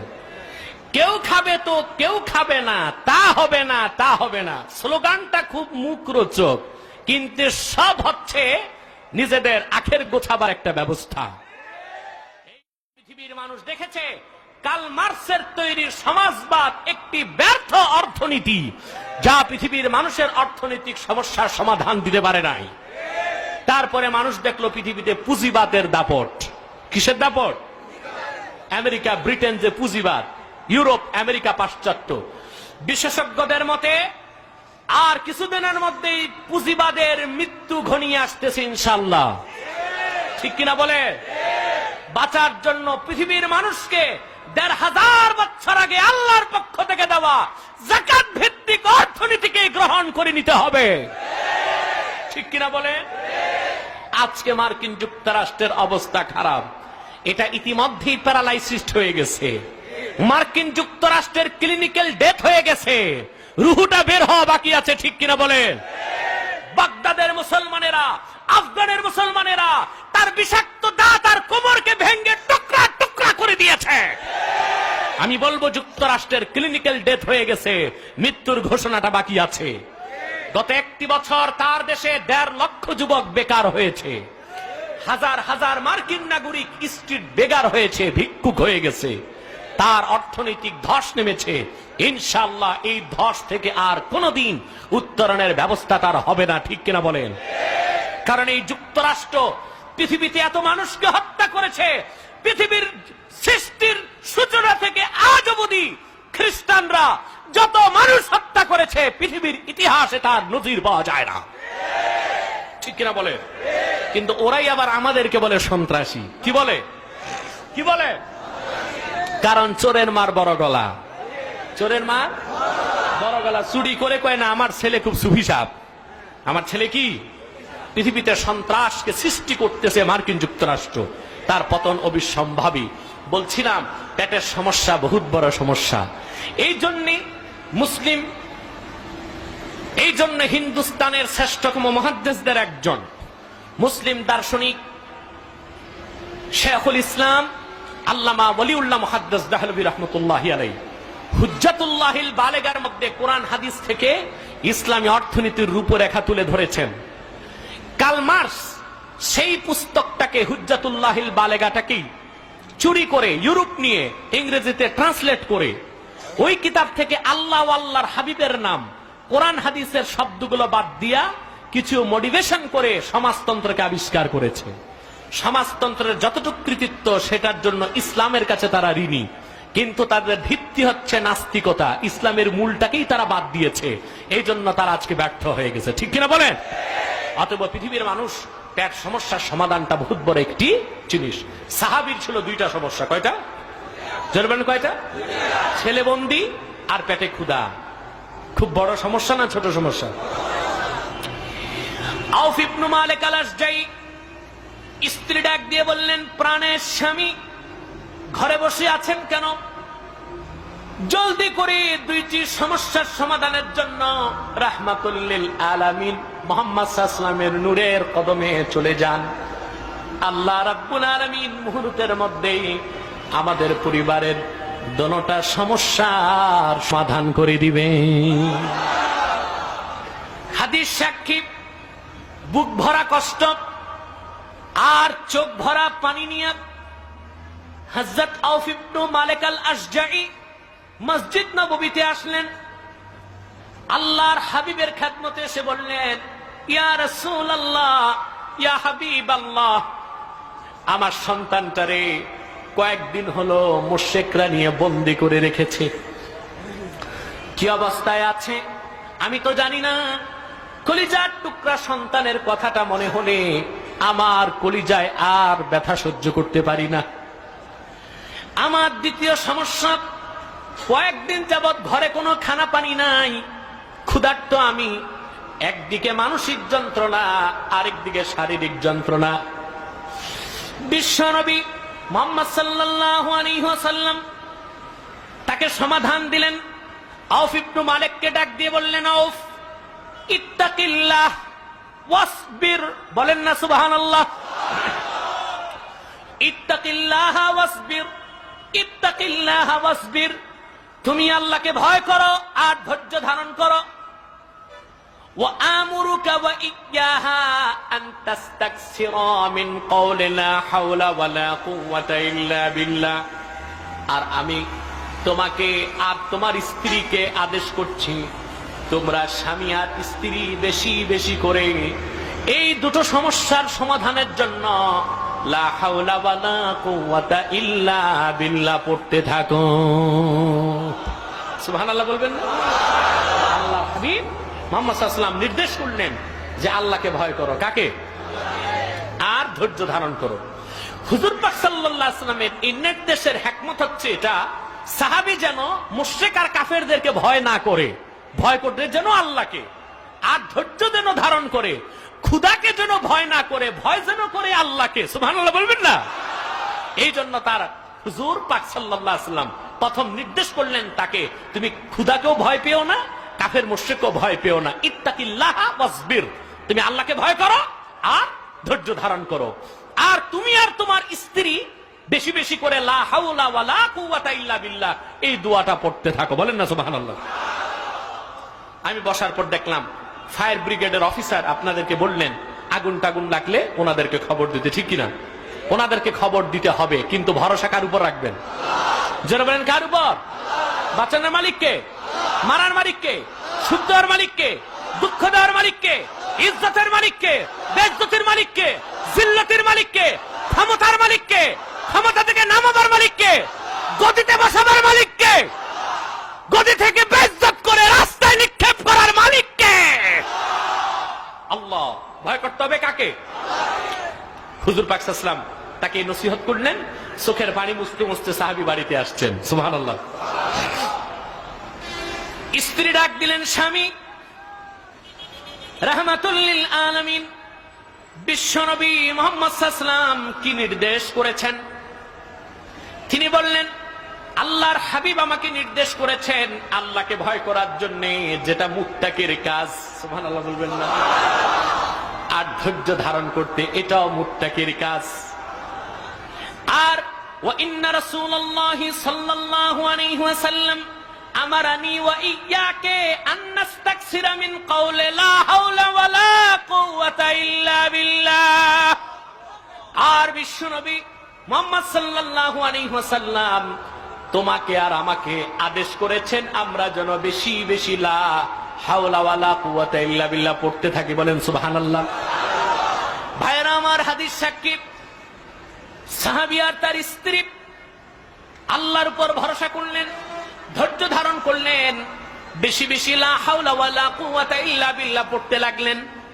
এই দোয়াটা মনে থাকবে? জোরে বলেন। এটার সংক্ষিপ্ত নাম হাওকালা। কি নাম? জোরে বলেন। হাওকালা। বিপদে পড়লেই আপনারাও আগে চিৎকার দিবেন না আগে দোয়া পড়বেন? আমরা বিপদে পড়লে বেশি সবার আগে চিৎকার দেয় মহিলারা, ঠিক কিনা? চিৎকারের এমন চোটপাট থাকে, তিল মনে হয় তাল হয়ে গেছে, ঠিক কিনা? আর মা বোনদের একটা সহজাত অভ্যাস হচ্ছে, ওনারা একজন কান্না করলে আরেকজন কান্না শুরু করে দেন, ঠিক কিনা? এটা একটা মার্জে মুতাআদ্দি। এক মহিলার কান্না দেখে 20 জন কান্না শুরু করে দিচ্ছে। 20 নাম্বার মহিলাকে যদি জিজ্ঞেস করেন যে বোন আপনি কাঁদছেন কেন, উনি বলবে আমি তো তা জানি না, উনি কাঁদতেছেন ওইটা দেখে আমিও কাঁদতেছি। ঠিক কিনা? বন্ধুরা, চিৎকার করবেন না, ধৈর্য ধারণ করতে হবে বিপদে পড়লে। আর তাওয়াক্কুল করবেন কার উপর? ভরসা কার উপর? ভয় করবেন কাকে? আর দোয়া পড়বেন কোনটা? মনে থাকবে, বিপদ মুক্তির আগ পর্যন্ত পড়তেই থাকবেন। আল্লাহ যেন কবুল করেন আমাদেরকে, বলেন আমিন। ভাইয়েরা আমার, সাহাবী আর তার স্ত্রী লা হাওলা ওয়ালা কুওয়াতা ইল্লা বিল্লাহ পড়া শুরু করলেন। হাদিস সাক্ষী, আল্লাহ রাব্বুল আলামিন নিজের কুদরতে দোনোটা সমস্যার সমাধান করে দিলেন। হাদিস পাকে এসেছে, সাহাবীর সন্তানকে মুশরিকরা মরুভূমির মধ্যে আটকায় রেখেছিল। যেখানে তারা সাহাবীর সন্তানকে বেঁধে রেখেছিল, আল্লাহ পাক কাফের মুশরিকদেরকে ওই সাহাবীর সন্তানের ব্যাপারে গাফেল করে দিলেন, অবচেতন বানায় দিলেন। অবচেতন অবস্থায় তারা ময়দানে পড়ে রইল। সেই সুযোগে সাহাবীর সন্তান হাত ধরে টান দিলেন, তার বাঁধনটা আল্লাহ খুলে দিলেন। পায়ের গিঠের মধ্যে হাত দিলেন, পায়ের বাঁধনটা খুলে গেল। মুক্ত মনে স্বাধীন চিত্তে তিনি বাড়ির দিকে রওনা দিবেন। ভাবতে লাগলেন, কয়েকদিন যাবত আমি বন্দী, আমি কিছু খাই নাই। বাবা বুড়া মানুষ, তিনি কামাই রোজগার করতে পারেন না, ঘরে মনে হয় গেলেও কোনো খানা পানি পাবো না। হাদিস সাক্ষী, মরুভূমির মধ্যে মুশরিকদের হাজার হাজার বকরি ছিল। সুবহানাল্লাহ। আউফ ইবনে মালিক আল আশজাইর সন্তান বাড়ি আসার সময় বকরিগুলোর পিছনে ধাক্কা দিল যে, চল আমার সঙ্গে তোরাও আমার বাড়ি চলে আয়। হাদিস সাক্ষী, আউফ ইবনে মালিক আল আশজাইর সন্তান যখন বাড়ি ফিরে আসলো, তার সঙ্গে কাফের মুশরিকদের 4000 বকরি সাহাবীর বাড়ি চলে গেল। তৎক্ষণাৎ আল্লাহ পাক সেই সাহাবীর শানে কোরআনের আয়াত নাজিল করে দিলেন, ওয়ামান ইয়াত্তাকিল্লাহা ইয়াজআল লাহু মাখরাজা ওয়া ইয়ারযুকহু মিন হাইথু লা ইয়াহতাসিব। আল্লাহ পাক কোরআনে আউফ ইবনে মালিকের ঘটনাটাকে চির অম্লান করে দিলেন। সুবহানাল্লাহ বলেন। তিনি ঘোষণা করলেন, যে ব্যক্তি আমার হাবিব মুহাম্মদ সাল্লাল্লাহু আলাইহি ওয়াসাল্লামের সাহাবী আউফ ইবনে মালিকের মতো আমি আল্লাহকে ভয় করবে, মুত্তাকি হবে, বিপদ থেকে উদ্ধারের রাস্তা আমি আল্লাহই করে দিব। আর এমন জায়গা থেকে আমি আল্লাহ রিজিকের বন্দোবস্ত করব যেটা সে চিন্তাও করতে পারবে না। যেমন আউফ ইবনে মালিকের সন্তানকে আমি আজাদ করে দিলাম, আর তার বাড়িতে এক বেলা খাবারের ব্যবস্থা ছিল না, আমি আল্লাহ গায়বী ভাবে 4000 বকরি বাড়ি পাঠায় দিলাম। এই হচ্ছে মুত্তাকির সাথে আল্লাহর 9টা ওয়াদা। আমরা মুত্তাকি হব, রাজি আছে? মুত্তাকির মানে হচ্ছে আল্লাহকে ভয় করে চরিত্রবান হতে হবে। চরিত্রটাকে কোরআন এবং হাদিসের রঙে রঙিন করতে হবে, তাইলে আপনারা মুত্তাকি হতে পারবেন। ঠিক কিনা বলেন? দেখুন, মুত্তাকি বলতে আমরা মনে করি দাড়ি, টুপি, জুব্বা, পাগড়ি। ঠিক কিনা? দাড়ি এটা কি তাকওয়া? জোরে বলেন। পাগড়ি, আবা, জুব্বা, এটা তাকওয়া না, এটা লেবাসুত তাকওয়া। এটা কি? জোরে বলেন কি? এখন আগে কি তাকওয়া না আগে লেবাস? আগে তাকওয়া তারপরে লেবাস। ঠিক কিনা? আগে চাকরি তারপরে ড্রেস, নাকি আগে ড্রেস? কথা বলে না। আগে কি? চাকরি তারপরে ইউনিফর্ম আপনি পাবেন। চাকরি ছাড়া যদি ইউনিফর্ম লাগান তাহলে আপনি হচ্ছেন ভুয়া। আপনি কি? যে ব্যক্তির চরিত্র ভালো না, যার ভিতরে তাকওয়া নাই, হৃদয়ে আল্লাহর ভয় নাই, তার দাড়ি তো দাড়ি হবে না, হবে নাকি? পাগড়ি পাগড়ি হবে না, তার লেবাসটার দ্বারা কোনোদিন সে মুত্তাকি হতে পারবে না, কারণ তার তাকওয়া নাই, চাকরি নাই, শুধু ইউনিফর্মটা লাগাইছে বাটপারি করার জন্য। কি করার জন্য? কারণ এখন মনে করুন এখানে একজন এসপি আসলে, এসপি এসে পরিচয় দিল কি? জোরে বলেন। ড্রেস আছে, তারপর তার মনোগ্রাম আছে, কি কি থাকে না, সব আছে। এখন আপনি সন্দেহ হলো আপনাদের, আপনারা খবর দিলেন পুলিশকে, পুলিশ এসে চিনে ফেলছে না এটা এসপি না, এটা এসপি ভুয়া এসপি। ড্রেস লাগায় আসছে বাটপারি করে পয়সা খাওয়ার জন্য, তখন ওই লোকটার অবস্থা কি হবে? পিঠা এত মানুষ তাম্বুরা বানায় দিবে, ঠিক কিনা? তাহলে এই পোশাকের দ্বারা সে তার নিজকে রক্ষা করতে পারলো। আবার মনে করুন একটা লোক সত্যি পুলিশে কাজ করে, ওসি সাহেব, উনি ড্রেসটা খুলে সেন্টু গেঞ্জি আর জিন্সের প্যান্ট লাগায়া এই বাজারে এসে একটু লাফালাফি করতেছে, লোকজন ধরে তার কিছু উত্তম মধ্যম দিলে জনগণের কোনো দোষ হবে? ঊর্ধ্বতন কর্মকর্তা তাকে বলবে, বেকুফ, তুমি ওসি সাহেব ড্রেস ছাড়া এসে ফালাফালি করতেছো কেন? তাইলে চাকরি লাগবে, তারপর ড্রেস লাগবে, ঠিক কিনা বলেন?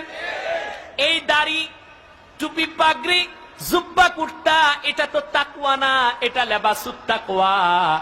তাকওয়া থাকে হৃদয়ে, সুবহানাল্লাহ বলবেন না? তাকওয়া কই থাকে? সহিহ বুখারীতে এসেছে আল্লাহর হাবিব বিশ্ব নবী মুহাম্মদ সাল্লাল্লাহু আলাইহি ওয়াসাল্লাম ১৫০০ বছর আগে সাহাবীদেরকে লক্ষ্য করে বলেছেন, আত-তাকওয়া হাহুনা, আত-তাকওয়া হাহুনা, আত-তাকওয়া হাহুনা, ফাআশারা ইলা সাদরিহি সালাসা মাররাত। রাবী বলেন বিশ্বনবী মুহাম্মদ সাল্লাল্লাহু আলাইহি ওয়াসাল্লাম ১৫০০ বছর আগে সাহাবীদেরকে বললেন তাকওয়া এখানে। কন্যা সুবহানাল্লাহ। হুজুর কথাটা ৩ বার বলেছেন আর নূরের আঙ্গুল দিয়া নিজের নূরের সিনা মোবারকের দিকে ৩ বার ইশারা করেছেন। তাকওয়াটা থাকে কোথায়? দাড়িতে না, টুপিতে না, পাগড়িতে না, জুব্বায় না, এটা লেবাসুত তাকওয়া, এটা লাগবে, এটা ছাড়া আবার মাইর খাইতে হবে, ঠিক কিনা বলেন? তবে একেবারে চাকরি ছাড়া, তাকওয়া ছাড়া এটা লাগাইলে ভণ্ড হইতে হবে, ঠিক কিনা বলেন? দোনোটারই গুরুত্ব সমান, দোনোটারই গুরুত্ব সমান, তবে আগে ঠিক করতে হবে কি? তাকওয়া। সেটা থাকে কই? এই বাম বুকের 2 আঙ্গুল নিচে একটা গোশতের টুকরা। এলমে তাসাউফের ভাষায় যাকে বলা হয় লতিফায়ে কলব। কি বলা হয়? লতিফায়ে কলব। এটার আরেক নাম সুলতানুল আলতাফ। সমস্ত লতিফার রাজধানী এটা, বাদশাহ। সুবহানাল্লাহ বলবেন না? একটা মানুষের দেহে 6টা প্রদেশ আছে। কয়টা? যেটার নাম 6 লতিফা। কয় লতিফা? এর মধ্যে ক্যাপিটাল হচ্ছে হৃদয়। ক্যাপিটাল কোনটা? শয়তান বড় চালাক, সে কিন্তু ওই অন্যান্য 5টা লতিফায় যায় না, ঢুকে কই? যারা বলেন কলবে, হৃদয়ে। তার কথা আমি রাজধানী দখল করব, দেশ আমার হয়ে যাবে, ঠিক কিনা? এই জন্য তাকওয়া লাগবে কোথায়? হৃদয়ে। আল্লাহর ভয়কে জাগ্রত করা ছাড়া আপনি মুত্তাকি হতে পারবেন? বন্ধুরা, ভিতরটার নাম সিরাত, বাহিরটার নাম সুরাত, ঠিক কিনা বলেন? আরো জোরে বলেন, ঠিক কিনা? ভিতরটার নাম কি? বাইরেরটার নাম কি? যে লোকটা আল্লাহর ভয়তে ঈমান আনার পর তার সিরাত আর সুরতটাকে, ভিতর আর বাহিরটাকে কোরআন আর হাদিসের রং দিয়া রঙিন করবে, তারই নাম মুত্তাকি। আল্লাহ পাক তার সঙ্গে 9টা ওয়াদা করেছেন, বলেন সুবহানাল্লাহ। তাহলে ভিতর বাহির ঠিক করবেন, কথা বলে না? সবাই রাজি আছেন? আপনি বাহিরটা ঠিক করে ফিটফাট করলেন, ভিতরটা একেবারে বাতিল, গোমরা, নষ্ট, চরিত্রহীন, লাম্পট, লুভি, সুদখোর, ঘুষখোর। আপনার এই দাড়ি টুপির লেবাসে আপনি মুত্তাকি হতে পারবেন? আমরা আল্লাহকে ভয় করতে শিখবো। রাজি আছেন? আল্লাহকে যদি আমরা ভয় করতে পারি তাহলে ইনশাআল্লাহ আমরা সত্যিকার অর্থেই মুত্তাকি হতে পারবো। আল্লাহ যেন আমাদেরকে কবুল করেন। মনে রাখবেন, আজকে বাংলাদেশের জাতীয় সমস্যা হচ্ছে দুর্নীতি। জাতীয় সমস্যা কি? দুর্নীতি মুক্ত বাংলাদেশ গঠন করার জন্য চেষ্টার তো অভাব নাই, চেষ্টার, কিন্তু রোগ যেখানে সেখানে ওষুধ হচ্ছে না, আর ওষুধ যা দরকার তা দেওয়া হচ্ছে না, ঠিক কিনা বলেন? আজকে স্বাধীনতার স্থপতি বঙ্গবন্ধু দুঃখ করে বলেছিলেন, স্বাধীনতার পর সবাই পায় চোরের তেলের খনি, সোনার খনি, আমি পেয়েছি চোরের খনি। এই দুঃখটা নিয়েই বঙ্গবন্ধু দুনিয়া থেকে বিদায় নিয়েছে। কিন্তু চোর মুক্ত বাংলাদেশ, দুর্নীতি মুক্ত বাংলাদেশ গঠন করার কোন একটি প্রচেষ্টা বাস্তবায়ন করা হয় নাই। চোর মুক্ত, সন্ত্রাস মুক্ত, চাঁদাবাজ মুক্ত, দুর্নীতি মুক্ত, স্বচ্ছ, পরিচ্ছন্ন, পরিমার্জিত বাংলাদেশ গঠন করতে হলে তাকওয়া ভিত্তিক শিক্ষাকে বাধ্যতামূলক করতে হবে। সচিবকে মুত্তাকি হইতে হবে, এমপিকে মুত্তাকি হইতে হবে, মন্ত্রীকে মুত্তাকি হইতে হবে, ব্যাংকারকে মুত্তাকি হইতে হবে। মুত্তাকি ছাড়া, আল্লাহর ভয়তে ভীত চরিত্রবান ছাড়া দেশের ভাগ্যের পরিবর্তন কোনোদিন সম্ভব, ঠিক কিনা বলেন? আজকে দুর্নীতি করছে কারা? অশিক্ষিত মানুষরা। এদেশে আগে বলা হতো দেশে শিক্ষার হার কম, এজন্য দুর্নীতি বেশি। আমি বলি যে না, দুর্নীতি তো আর অশিক্ষিত মানুষ করে না, শিক্ষিত মানুষ হইলেই দুর্নীতি করা যায়, ঠিক কিনা বলেন? অশিক্ষিত যারা, তারা কি করে? পেটের যন্ত্রণায় তারা পিস্তল নিয়ে মানুষকে ঠ্যাক দেয়, ঠিক কিনা? ঠিক না? ও শিক্ষা দীক্ষা নাই, চাকরি বাকরি নাই, মামু চাচাও নাই যে ঘুষ দিয়া চাকরি নিবে। বাধ্য হয়ে জঠর জ্বালায় ব্যস্ত লোকটা পিস্তল ঠেকিয়ে ডাকাতি করে রাস্তায়।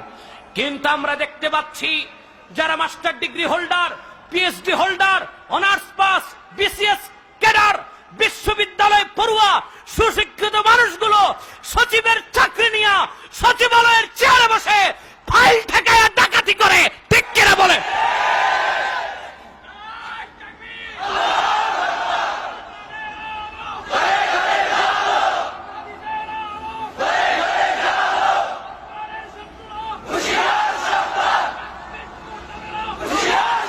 আমি বলবো রাস্তায় পিস্তল ঠেকিয়ে ডাকাতি করার চেয়েও সচিবালয়ে বসে ফাইল ঠেকায়া গম চুরি করা তার চেয়ে বড় অপরাধ। এদেশে দুর্নীতি মুক্ত করার জন্য আগে ছিল অ্যান্টি কারাপশন, ঠিক কিনা? এখন সেটা বাতিল, অকার্যকর। এখন করা হলো দুদক। কি করা হয়েছে? দুর্নীতি দমন। দুর্নীতি চলে গেছে? যারা বলেন যদি দুদক হওয়ার পর দুর্নীতি বন্ধ হতো, বাংলাদেশের রাস্তাঘাটের টাকাগুলো কারা খেয়ে ফেললো? রিলিফের টিন কারা চুরি করলো? রিলিফের বিস্কিট কারা চুরি করলো? দেশের অর্থনীতি কেন ভেঙে গেল? দেশটা কেন তলাহীন ঝুড়িতে পরিণত হয়ে গেল? দুদক দিয়ে, অ্যান্টি কারাপশন দিয়ে দুর্নীতি বন্ধ করা যাবে না। দুর্নীতি বন্ধ করতে হলে আল্লাহর ভয়ের শিক্ষায় জনগণকে শিক্ষিত করতে হবে। আর সেটা হচ্ছে কোরআন সুন্নাহ ভিত্তিক, তাকওয়া ভিত্তিক চরিত্রবান মানুষকে তৈরি করে তারপরে সচিব বানাও, মন্ত্রী বানাও, এমপি বানাও, দেশের চেহারাটা পাল্টায় যাবে ইনশাআল্লাহ, ঠিক কিনা বলেন? আজকে দুদক করা হয়েছে দুর্নীতি দমন করার জন্য। দেখা গেল ভূত তাড়াবার জন্য সরিষা, সরিষার ভিতরেই ভূত আছে। ভূত কোথায়? ভূত যাবে না আরো ধরবে, ভূত যাবে না আরো ধরবে। তাকওয়ার শিক্ষা বুঝতেছেন? আল্লাহর ভয় যার ভিতরে আছে তার পক্ষে ঘুষ খাওয়া সম্ভব, ফাইল ঠেকানো সম্ভব, চুরি করা সম্ভব, রাস্তার বাজেটের টাকা খাওয়া সম্ভব, কালভার্টের টাকা চাবায় খাওয়া সম্ভব, গম চুরি করে খাওয়া সম্ভব। চিল্লায় বলেন সম্ভব। সে ভয় করবে কাকে? আর যে ভয় করবে অ্যান্টি কারাপশনকে, তার তো ভয় নাই। সে জানে আমি যেমন চোর, ওখানেও বসে আছে ওই রকম ক্যাটাগরি দিয়ে আরেকজন ভদ্র চোর, সে কোনোদিন ছাড়বে। কিন্তু আল্লাহর ভয় আসলে অপরাধ করা সম্ভব। আমি একটি হাদিস শোনাচ্ছি।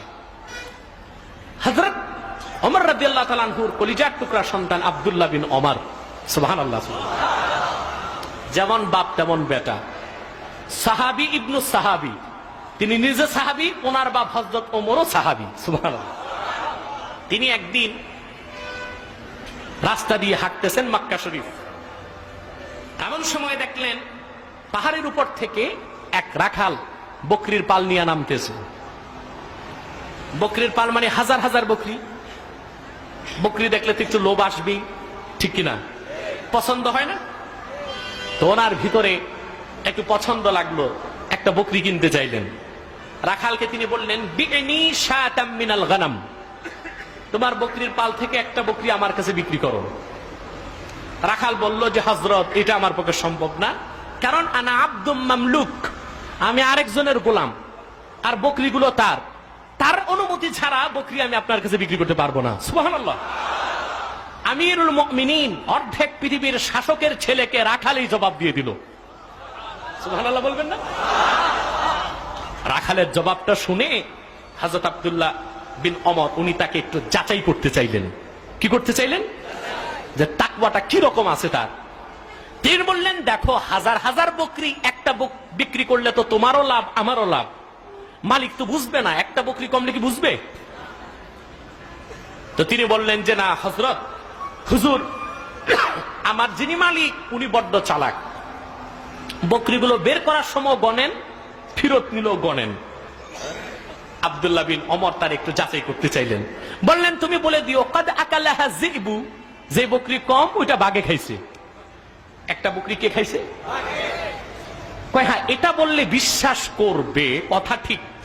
রাখাল বলছে, রাখালটি জবাব দিল আব্দুল্লাহ বিন ওমর, আমি দুনিয়ার বকরিওয়ালা মালিককে জবাব দিব একটি বকরি বাঘে খেয়েছে, তাহলে ফাআইনাল্লাহ। দুনিয়ার মালিককে জবাব দিব বাঘে একটা বকরি খেয়েছে, তাহলে যিনি মালিকুল আমলাক, সব মালিকের মালিক, রাজাধিরাজ, সেই আল্লাহ আমার কোথায়? তার মানে আল্লাহ তো সব জায়গায়, সুবহানাল্লাহ বলবেন না? আল্লাহ আল্লাহ ফাওকাস সামাওয়াতি ওয়াল আরদ, ইলমান এবং কুদরাতান তিনি সব জায়গায়, তার চোখকে ফাঁকি দেওয়া যাবে না। এই টেন্ডেন্সি, এই অনুভূতি যদি আমার দেশের রাষ্ট্রের রাষ্ট্রপ্রধান, কর্মকর্তা, অভিভাবক, প্রশাসকদের থাকতো, বাংলাদেশ থেকে সুদ আর ঘুষ একেবারেই নির্মূল হয়ে যেত। ঠিক কিনা বলেন? হযরত আব্দুল্লাহ বিন ওমর এতটা অবাক হলেন, হাদিসে এসেছে ওয়া কানা ইয়াকুলু মুদ্দাতান তাওয়িলাতান ফাআইনাল্লাহ। হযরত আব্দুল্লাহ বিন ওমরের কথাটা এত দাগ কাটলো হৃদয়ে, জীবনে দীর্ঘ সময় তিনি তসবির মতো রাখালের কথাটা শুধু বলতেন, আইনাল্লাহ, আল্লাহ কোথায়? সব জায়গায় আল্লাহ বলেন। এই অনুভূতি, এই আল্লাহর ভয়টাই মানুষকে অপরাধ থেকে বাঁচায়। এটার নামই তাকওয়া। এটার নাম তাকওয়া। এটা ছাড়া কোনোদিন সুদ ঘুষ দুর্নীতি ছাড়া যাবে? জোরে বলেন যাবে? আজকে আজকে আমাদের দেশে দুর্নীতির জন্য, ঘুষের জন্য দায়ী করা হয় পুলিশকে। কাকে করা হয়? পুলিশকে। আর নিম্ন স্তরের কর্মচারীদেরকে। ঘুষ খাওয়া শিখাচ্ছে তাদেরকে রাষ্ট্র। কে শিখাচ্ছে? রাষ্ট্র ব্যবস্থাটা এমন যে এখানে ঢুকতে হয় ভালো মানুষ হয়ে, বের হইতে হয় চোর হয়ে। আজ থেকে বিগত গভর্নমেন্টের আমলে, আরো আগে 15-20 বছর আগে ট্রাফিক সার্জেন্টে চাকরি দেওয়া হলো। কিসে? এক একজন সার্জেন্ট ঘুষ দিল 8 লাখ টাকা। কত টাকা? 8 লাখ টাকা মন্ত্রীকে ঘুষ দিয়ে চাকরি পাইল। এই ট্রাফিক অফিসার গরিবের সন্তান, পড়াশোনা করতে তার লক্ষ লক্ষ টাকা লেগেছে, ঠিক কিনা? 8 লাখ টাকা দিতে তার বাপ দাদার জমিনটা বিক্রি করে কাঙ্গাল হয়ে আসতে হয়েছে। এ লোকটাকে সরকার যে বেতন দেয় তা দিয়া তো সারা জীবনও তার 8 লাখ টাকায় উঠবে না, তো বেতন, পেনশন আর বোনাস কবে? লোকটা বাধ্য হয়ে তখন ঘুষ খাবে, ঠিক কিনা বলেন? ঘুষ খাবার জন্য তাকে ঠেলে দিল গভর্নমেন্ট, রাষ্ট্র ব্যবস্থা। আমি ইন্ডিভিজুয়ালি কোন রাজনৈতিক দল বা রাষ্ট্রপ্রধানদেরকে বলছি না, এটা সামগ্রিকভাবে বাংলাদেশের চিত্র, ঠিক কিনা বলেন? কারো পক্ষে দুর্নীতিমুক্ত সমাজ গঠন সম্ভব হচ্ছে না। দুর্নীতিমুক্ত সমাজ গঠন করতে হলে আল্লাহওয়ালা মুত্তাকি বান্দাদের দরকার আছে, যাদের আকীদা হবে আহলুস সুন্নাহ ওয়াল জামাতের আকীদা, আর যাদের মাসলাক হবে আহলুস সুন্নাহ ওয়াল জামাতের মাসলাক, ঠিক কিনা বলেন? এছাড়া কোনোদিন সম্ভব নয়। আমরা মুত্তাকি হব, আল্লাহকে ভয় করব, তাহলে আমরা ইহকাল ও পরকালে মুক্তি লাভ করব। আল্লাহ পাক যেন আমাদেরকে তৌফিক দান করেন, বলুন আল্লাহুম্মা আমিন। সাদাকাল্লাহুল আযীম ওয়া সাদাকা রাসূলুহুন নবিয়্যুল কারীম ওয়া নাহনু আলা যালিকা মিনাশ শাহিদিন ওয়াশ শাকিরিন ওয়া আলহামদুলিল্লাহি রাব্বিল আলামিন। প্রায় কি বলেন, এই মুনাজাতের নাম কি হবে? বিদায়ী মুনাজাত। আলহামদুলিল্লাহি রাব্বিল আলামিন والصلاة والسلام على محمد رسول رب العالمين. اللهم ربنا آتنا في الدنيا حسنة وفي الآخرة حسنة وقنا عذاب النار.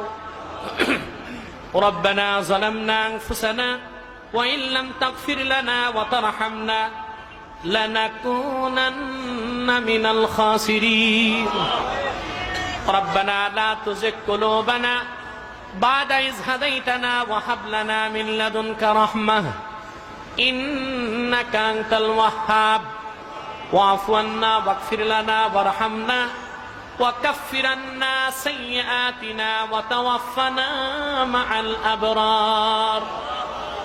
আল্লাহ পাক পবিত্র ঈদে মিলাদুন নবী সাল্লাল্লাহু আলাইহি ওয়াসাল্লাম উপলক্ষে 12 দিন ব্যাপী ইসলামী মহাসম্মেলনের আজকের 7ম দিনে তোমার হাজার হাজার বান্দা নিয়া 2 হাত পেতে দিয়েছি।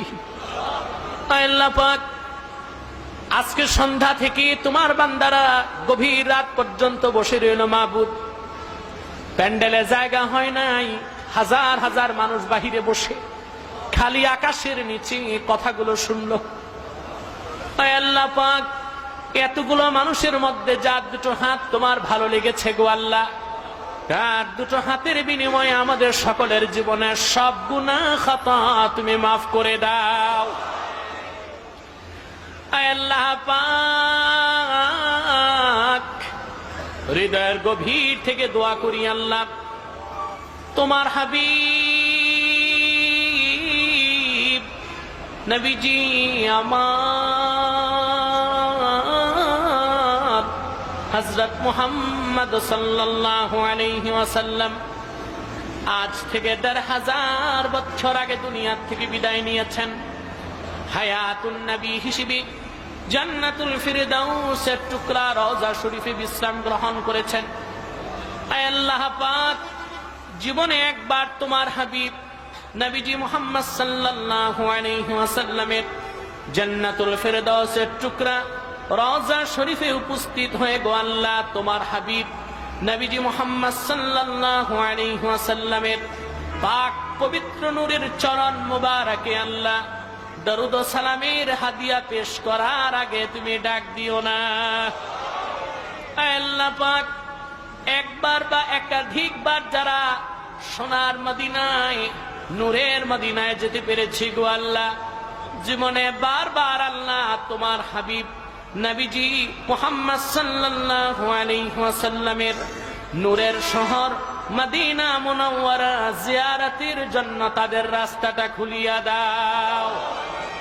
আল্লাহ পাক, আল্লাহ পাক, হৃদয়ের গভীর থেকে দোয়া করি আল্লাহ, তোমার হাবিব নবীজি আমার হযরত মুহাম্মদ সাল্লাল্লাহু আলাইহি ওয়াসাল্লামের নূরের চেহারা মুবারকটা একবার স্বপ্নে দেখে গো আল্লাহ, বেহেশত ওয়াজিব হবার আগে তুমি ডাক দিও না। আয় আল্লাহ, একবার যারা তোমার হাবিব নবীজি মুহাম্মদ সাল্লাল্লাহু আলাইহি ওয়াসাল্লামের নূরের চেহারা মুবারক স্বপ্নে দেখার সৌভাগ্য লাভ করেছে গো আল্লাহ, জীবনে বারবার দেখার জন্য আল্লাহ তাদের কপালটা তুমি সোনার কপাল বানিয়ে দাও। আল্লাহ পাক, আমাদের অনেকের বাবা নাই, অনেকের মা নাই, অনেকের বাবাও নাই, আল্লাহ মাও নাই। বাবা বেঁচে থাকতে, মা বেঁচে থাকতে সন্তান গরিব ছিল, কামাই ছিল না, বেকার ছিল। এক মুঠ ভাত বাবার মুখে তুলে দিতে পারে নাই, একটা ভালো শাড়ি তার মাকে পরাতে পারে নাই। আজকে সন্তানের হাতে হাজার হাজার টাকা, দুনিয়ায় বাবাও বেঁচে নাই, আল্লাহ মাও নাই। এইসব চরম দুঃখী সন্তান যারা হাত তুলে দিয়েছে মাবুদ, বাবার কথা মনে করে, মায়ের কথা মনে করে চোখ দিয়ে পানি ঝরছে গো আল্লাহ, ওই সব বাবা মার কবরকে আল্লাহ তুমি বেহেশতের বাগান বানিয়ে দাও। আল্লাহ পাক, অভাবীর অভাব দূর করে দাও, অসুস্থকে সুস্থ করে দাও, অশান্ত হৃদয়কে আল্লাহ তুমি শান্ত করে দাও। আল্লাহ পাক, কে কি দুঃখ নিয়ে হাত তুলেছে আমি জানি না গো আল্লাহ, পর্দার আড়ালে আমার হাজার হাজার মা বোন বসে আছেন, কি দুঃখ মনে লালন করছে গো মা বোন। মেয়েরা মনের দুঃখ মুখে বলতে পারে না, এমন তো দুঃখ আছে গো আল্লাহ, বলতে গেলে জবানটা পুড়ে যাবে, আর সহ্য করতে গেলে শরীরের হাড্ডিগুলো শুকায় যাবে। এইরকম যত দুঃখ কষ্ট নিয়ে গো আল্লাহ আমার ভাই আর বোনেরা হাত তুলেছেন, সকলের মনের দুঃখ কষ্ট দূর করে আল্লাহ তাদের হৃদয়টারে তুমি প্রশান্ত চিত্ত বানায় দাও। আল্লাহ পাক, গুনাহের বোঝা কাঁধে করে 2 হাত পেতে দিয়েছি গো আল্লাহ, এত গুনাহ করেছি আমরা, পাহাড় পরিমাণ গুনার বোঝা কাঁধে নিয়েছি, সে কথা মনে হলে হাত তোলার সাহস হারায় ফেলি আল্লাহ। কিন্তু যখনই মনে পড়ে মাবুদ তুমি রহমান, তুমি রহিম, তুমি গফফার ও করিম, আমরা তোমার আখিরি নবী, নবীদের নবী, বিশ্ব নবী হযরত মুহাম্মদ সাল্লাল্লাহু আলাইহি ওয়াসাল্লামের সরাসরি উম্মত গো আল্লাহ।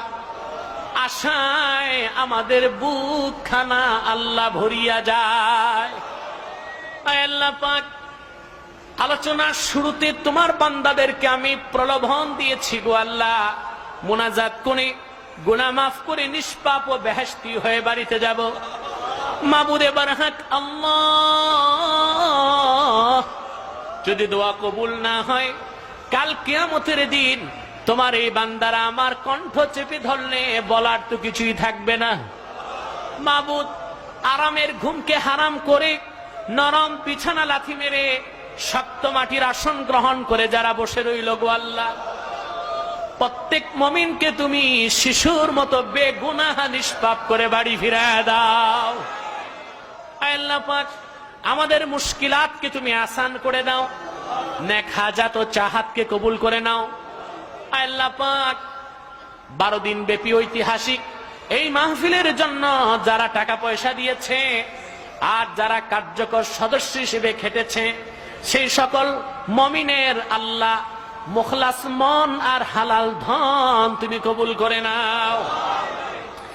আল্লাহ পাক, আমাদের জীবনের গুনাহগুলো মাফ করে দাও। বিসমিল্লাহি আলা নাফসি ওয়া দীনি, বিসমিল্লাহি আলা আহলি ওয়া মালি ওয়া ওয়ালাদি, বিসমিল্লাহি আলা মা আ'তানি আল্লাহ, আল্লাহু রাব্বি লা উশরিকু বিহি শাইআ, আল্লাহু আকবার, আল্লাহু আকবার, আল্লাহু আকবার, ওয়া আ'আজ্জু ওয়া আজাল্লু ওয়া আ'যামু মিম্মা আখাফু ওয়া আহজার, আযযা জারুক ওয়া জাল্লা থানাউক ওয়া লা ইলাহা গায়রুক, আল্লাহুম্মা ইন্নী আউযু বিকা মিন শাররি নাফসি ওয়া মিন শাররি কুল্লি শাইতানিম মারিদ ওয়া মিন শাররি কুল্লি জাব্বারিন আনীদ। فإن تولوا فقل حسبي الله لا إله إلا هو عليه توكلت وهو رب العرش العظيم. إن ولي الله الذي نزل الكتاب وهو يتولى الصالحين. اللهم انصرنا على القوم الكافرين المرتدين المخزلين. اللهم اخذل من خذل دين محمد صلى الله عليه وسلم، واخذل من أنكر توحيدك ورسالة نبيك وعقيدة ختم النبوة، ولا تجعلنا منهم ولا تجعلنا منهم ولا تجعلنا منهم. اللهم انصر المؤمنين المسلمين، اللهم ارحم المسلمين المؤمنين، اللهم تقبل شهداء المؤمنين المسلمين الذين استشهدوا في سبيلك في الأفغان والكشمير والبغداد والليبيا الطرابلسية. يا رب العالمين، يا أكرم الأكرمين، ويا أحسن الخالقين. اللهم دمر ديار اليهود والنصارى، اللهم دمر ديار جميع الكفار والمشركين. اللهم طهر بيت المقدس من نجس اليهود، اللهم طهر بيت المقدس من نجس اليهود. بولن آمين. اللهم طهر بيت المقدس من نجس اليهود. اللهم نور قلوبنا وبيض وجوهنا وشرح صدورنا وسود وجوه الكفار وضيق صدور الكفار. اللهم ثبت وجوه الكفار والمشركين، خاصة ثبت وجه باراك اوباما. يا رب العالمين، ইয়া আকরামাল আকরামিন ওয়া ইয়া আহসানাল খালিকিন। আল্লাহ পাক, পর্দার আড়ালে আমার মা বোনেরা হাত তুলে বসে আছেন, তাদেরকে তুমি আবেদা, জাহেদা, সালেহা বানায় দাও। মহিয়সী তাপসী হযরতে রাবেয়ার মতো সাধিকা বানায় দাও।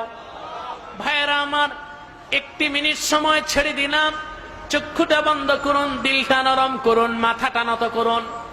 আল্লাহর আখিরি নবী, নবীদের নবী, আমার বিশ্ব নবী হযরত মুহাম্মদ সাল্লাল্লাহু আলাইহি ওয়াসাল্লামের ওসিলা ধরে আল্লাহর কাছে চান, যা চাইবেন তাই কবুল হয়ে যাবে।